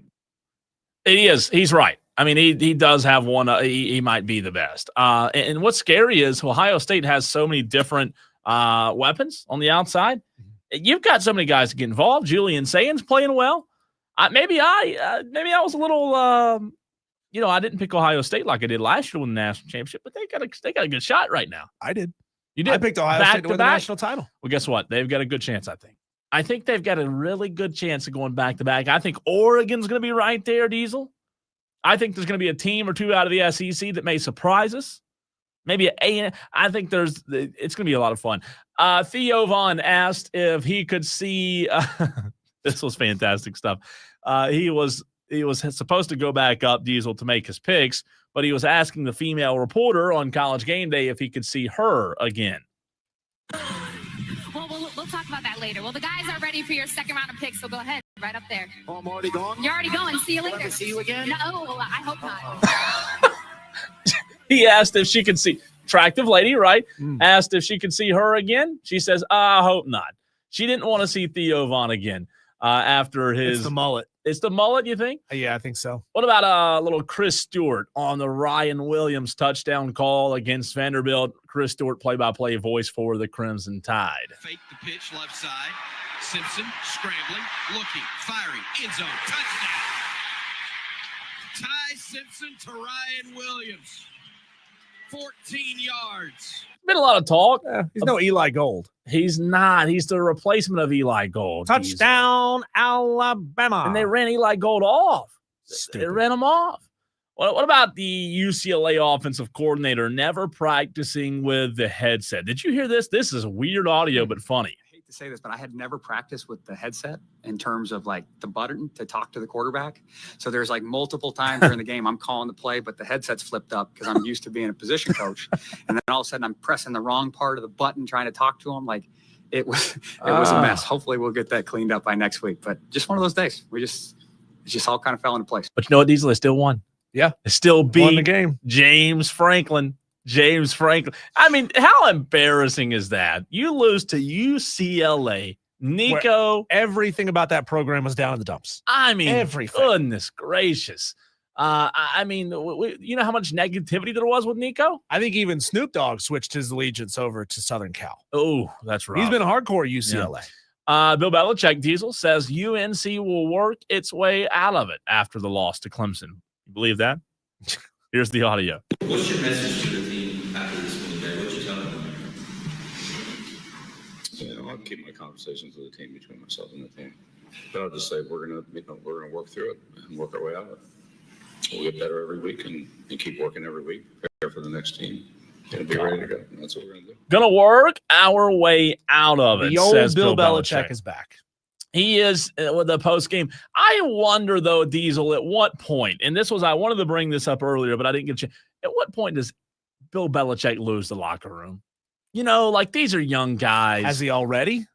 I mean, you remember at ACC kickoff, we were sitting there interviewing North Carolina players, asking them why they believed in Bill Belichick. And yeah, they might, to answer your question, he might already have, but I don't know. I don't know how long these guys stay with them. They've got wins over Charlotte, who's awful, by the way. 20-3 win on the road at Charlotte. And then in front of like 8 fans, so not a hostile environment. Yeah. And their other win is against the Richmond Spiders, who are 3-3. They have a football FCS team? 3-3 team. Actually, I've been to a game at Richmond before. Love the stadium. I love that stadium. That is fun. Crazy to me that you have been to a game at Richmond. Playoff game. It's an FCS playoff game. Playoff. It was cold. I didn't even know Richmond had They're the Spiders. Football team. Aaron Taylor says he's ready for the Bill Belichick era to be over. This was the first time ever that a Bill Belichick coach team allowed 28 points in a quarter. First quarter, 28 points. Ludicrous performed for the students around 10 o'clock this morning. That's a perfect word to describe whatever the heck is going on in Chapel Hill. It is ludicrous that that's the product. Bill Belichick is not the right guy for this job. We've seen a bunch of NFL coaches come down and think that they're going to create the 33rd NFL team. Do we all remember that? This product on both sides of the football is a reflection of what's going on in that office, and it's just not good. They got to figure something out, but Bill Belichick was a mistake. It's not the answer, and they need to move on. Oh, harsh words right there. But is he wrong? I mean, he's not wrong. I mean, how does a guy who responds with about 5 syllables max, how is that guy going to give an impassioned speech to his players? How's he get a girlfriend that's hey guys, really attractive? Play harder. Play harder, guys. Oh, yeah, my that's goodness. really going to light up the 18 to 22-year-old kids on your roster. It's going to fire them up. Have you heard Bryson DeChambeau and Tony Romo going back and forth in a little skit? Diesel taking some shots. This one kind of upset me. You know that? Tony Romo's my quarterback. Oh, man. I like this. I didn't like it. It was funny, though. So, Bryce, what does it feel like, to play a sport that no one watches? How does it feel to never win a Super Bowl? All right, forget it. Who's your favorite Cowboys quarterback of all time? Just be honest. Well, obviously it's got to be Dak. Nice. Wait. I just remembered. Sorry, Troy Aikman. Oh, ouch. All right, back to golf. Thanks for that one. Have you ever broken 50 before? No, I haven't. Well, let me help you with that today. So, Tony Romo, has he apparently broken 50? I mean, has he? He's a really good golfer. I just don't know. These break 50s, don't they go to supposedly really easy municipal courses and see if they can just dominate a local course? Romo's won a lot of tournaments and stuff. I just don't know, to the level. I'm sorry that I wasn't. I'm sad that I wasn't here last week to talk about the Ryder Cup and all that craziness that sure happened. was. I did feel like Rob Gronkowski. Sometimes I have a little bit of difficulty pronouncing tough names. But you know what? Rob made me feel better this weekend. But Baker Mayfield also did it without his number 1 wide receiver, Mike Evans. And you got to give credit to this rookie sensation wide receiver out of Ohio State, Emeka Egbuka, going for over 100 yards. Emeka Egbuka. I'm getting confused. There you go. Going one more time. Egbuka, going for Emeka Egbuka, going for over 100 State. Emeka Egbuka. It's pronounced acetaminophen, Gronk. It's Egbuka. Emeka Egbuka. I can't even. I can get that right. One more time. Did it without his number 1 wide receiver, Mike Evans. And you got to give credit to this rookie sensation wide receiver out of Ohio State, Emeka Egbuka. What is an Egbuka, Diesel? What is that?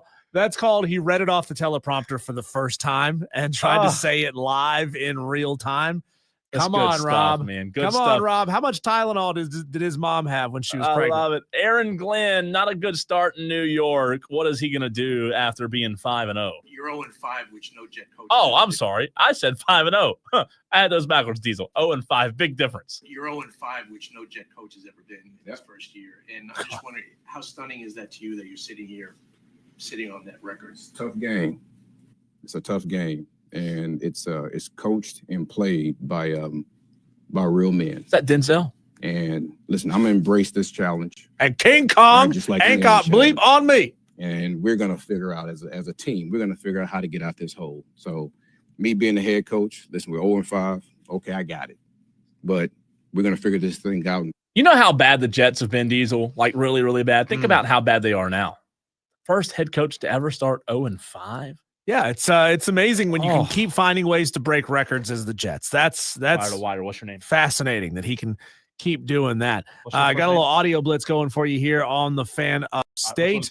More coming later on in the segment, but also a little heads up. Tomorrow we're going to be, or not tomorrow, Wednesday. We're going to be at 8004 Warren H. Abernathy Highway in Spartanburg at Ingalls. That's right. Before we run to a break, Aiden wants to get in on the conversation at 844-FAN. Phone about the upset picks challenge. What's up, Aiden? I just wanted to talk about I mean it's not really important, but I'm missing some of the points on my score. Oh, you think so? I think so. Okay. Unless I'm just an idiot. No, you're not an idiot. Aiden, it happens. If you think that we missed some of your picks, do me a favor, screenshot the texts that you sent to us. That's right. And email me diesel@thefanupstate.com and we'll get it squared away. Well, it does happen, Aiden. Okay. It does. It happens once Roll or twice. Tide, baby, roll tide. Thanks, man. Thanks, Aiden. Appreciate the phone. And yeah, y'all messed up my points too, by the way. I was supposed to have 50-something points. Y'all screwed that up. This is ridiculous. Yeah, it's supposed to say Cole Bryson in 6th place with 84 points, not Cole Bryson in 84th with 6 points. I'm filing a complaint. To who? Nobody. There you go. When we come back, let's get into the conversation from earlier about Clemson football. Going back to our chat earlier in the show with Grayson Mann of TigerNet.com. All your deepest, darkest questions about this team going to be answered next.